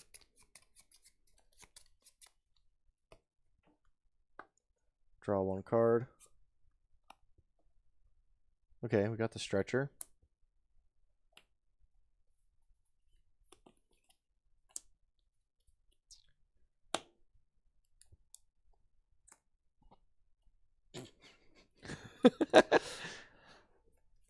We don't need to talk about that. Instruct for 3. Perfect. You just Malolana to switch. Yeah, I could do that. What I was deciding on. You don't have to discard. You can Yeah, we'll Malolana because I guess it's not. If I could get an attachment down on Lugia this turn, that would be great. Industrial Synthesizers for 3. Yep. Double turbo on Lugia. Retreat. Thumping Snore for knockout. See if you wake up. Nope. All right, this game is really coming down to it. Let's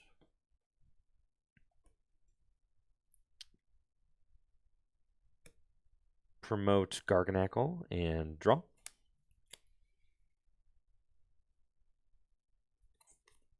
Super Rod. I'll put back in Terrakion.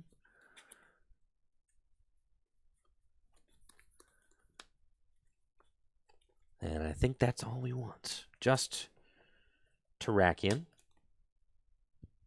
And then I'll Brooklet Hill for the Terrakion.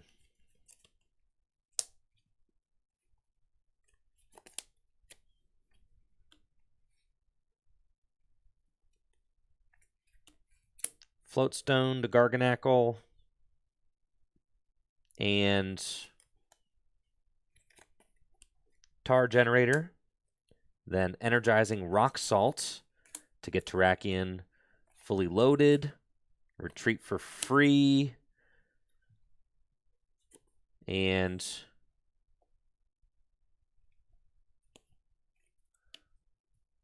Cavern Tackle for 240 damage in the knockouts. I'll take Tropical Beach off the prize. Yeah.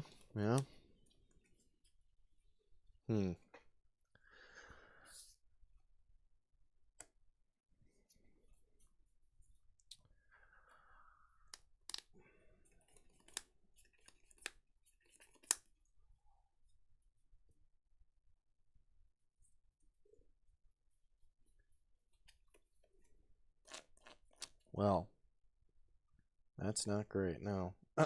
Yeah, because I can't really boss. Even though it is in the deck, just don't think I can do enough damage to knock anything out. Draw. Yeah, I don't have any weak guys down, like no Growlithe, no Sudowoodo. Yeah. I'd have to be able to do the 160 attack on the Groudon, but that's still, I don't have any more. I don't think I have any more. You don't. Doubles. So I'd have to Rhydon to be able to do that. 4 cards in hand. 3 of them are pretty much dead.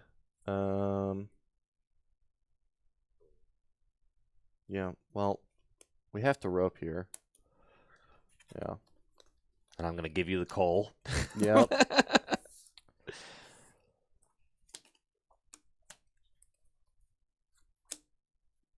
Tag call.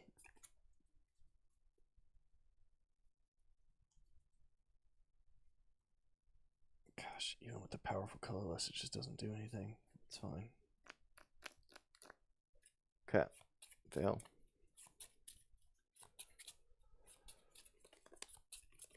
No, if you got like rope boss on this with powerful colorless here, you're still 10 short. Yeah.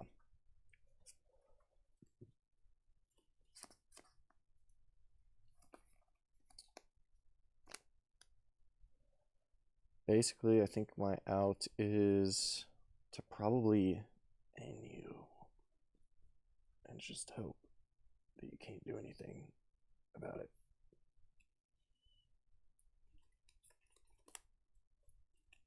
Therapeutic.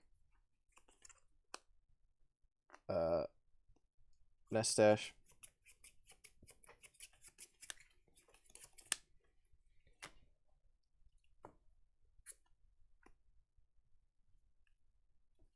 That works too.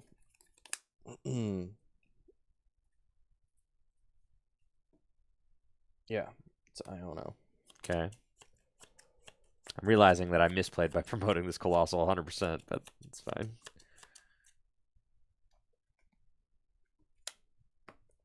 Draw 1. Instruct. Parallel. Incisors. Cape. I guess I didn't misplay because you could have gone powerful colorless Mela and then hit this for knockout. So yeah, this is what I had to promote. Yeah. Yep. Arrow ball. For how much? 20, 40, 60, 80, minus 20 is 60. Okay. More importantly, breaking the focus sash is the important part. Yeah. Draw. Oh, wow. I win. Tate and Liza.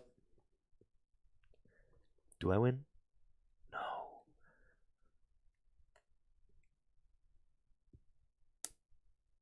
The resistance. I lose. In the luxurious cape. It's the resistance. I hit 240. No. I could attach energizing rock salts.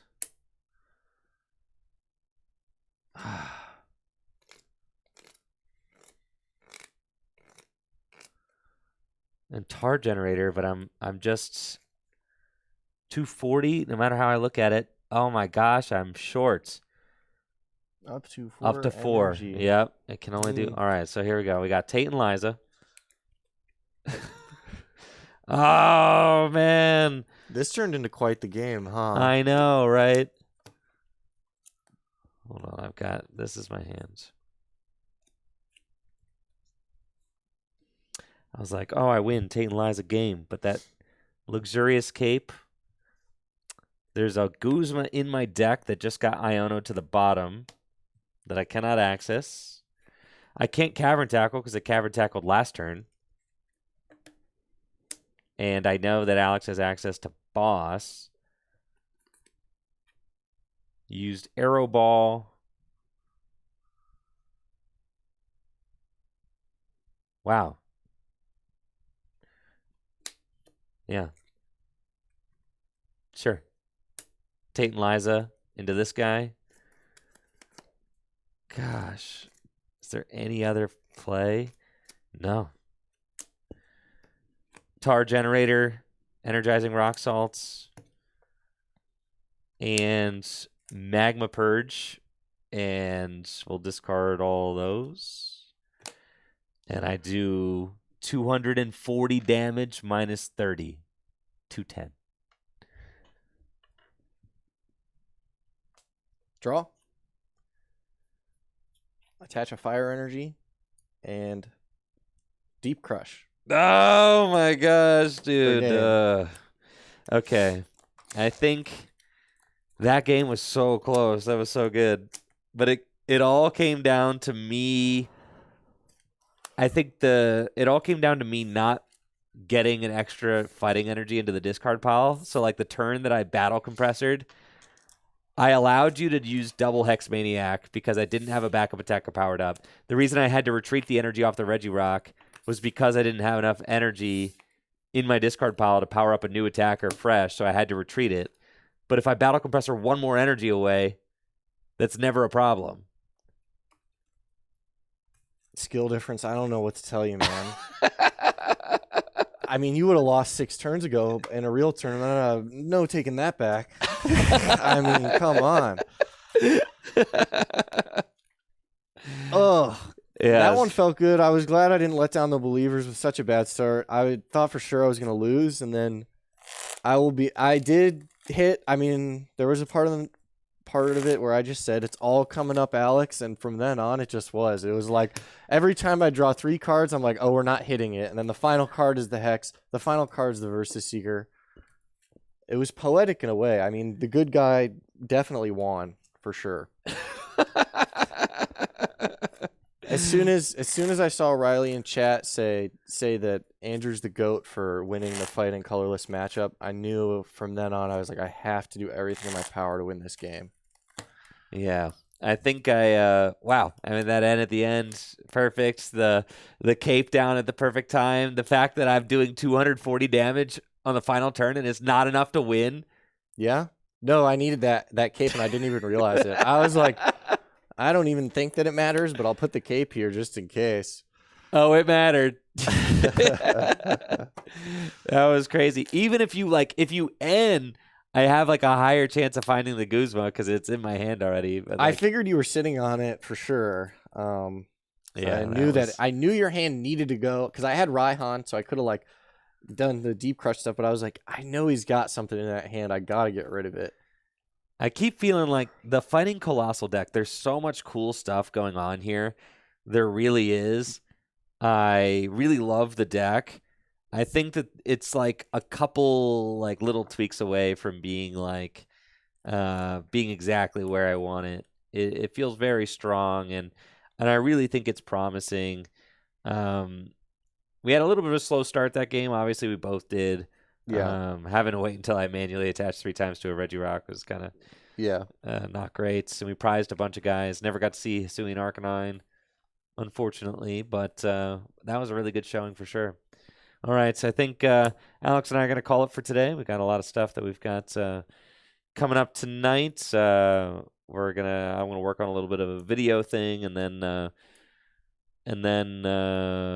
yeah, we're getting to Friday night activities. So that's going to be it for the stream. Thank you so much for joining us. And oh goodness, Drunken Master 97.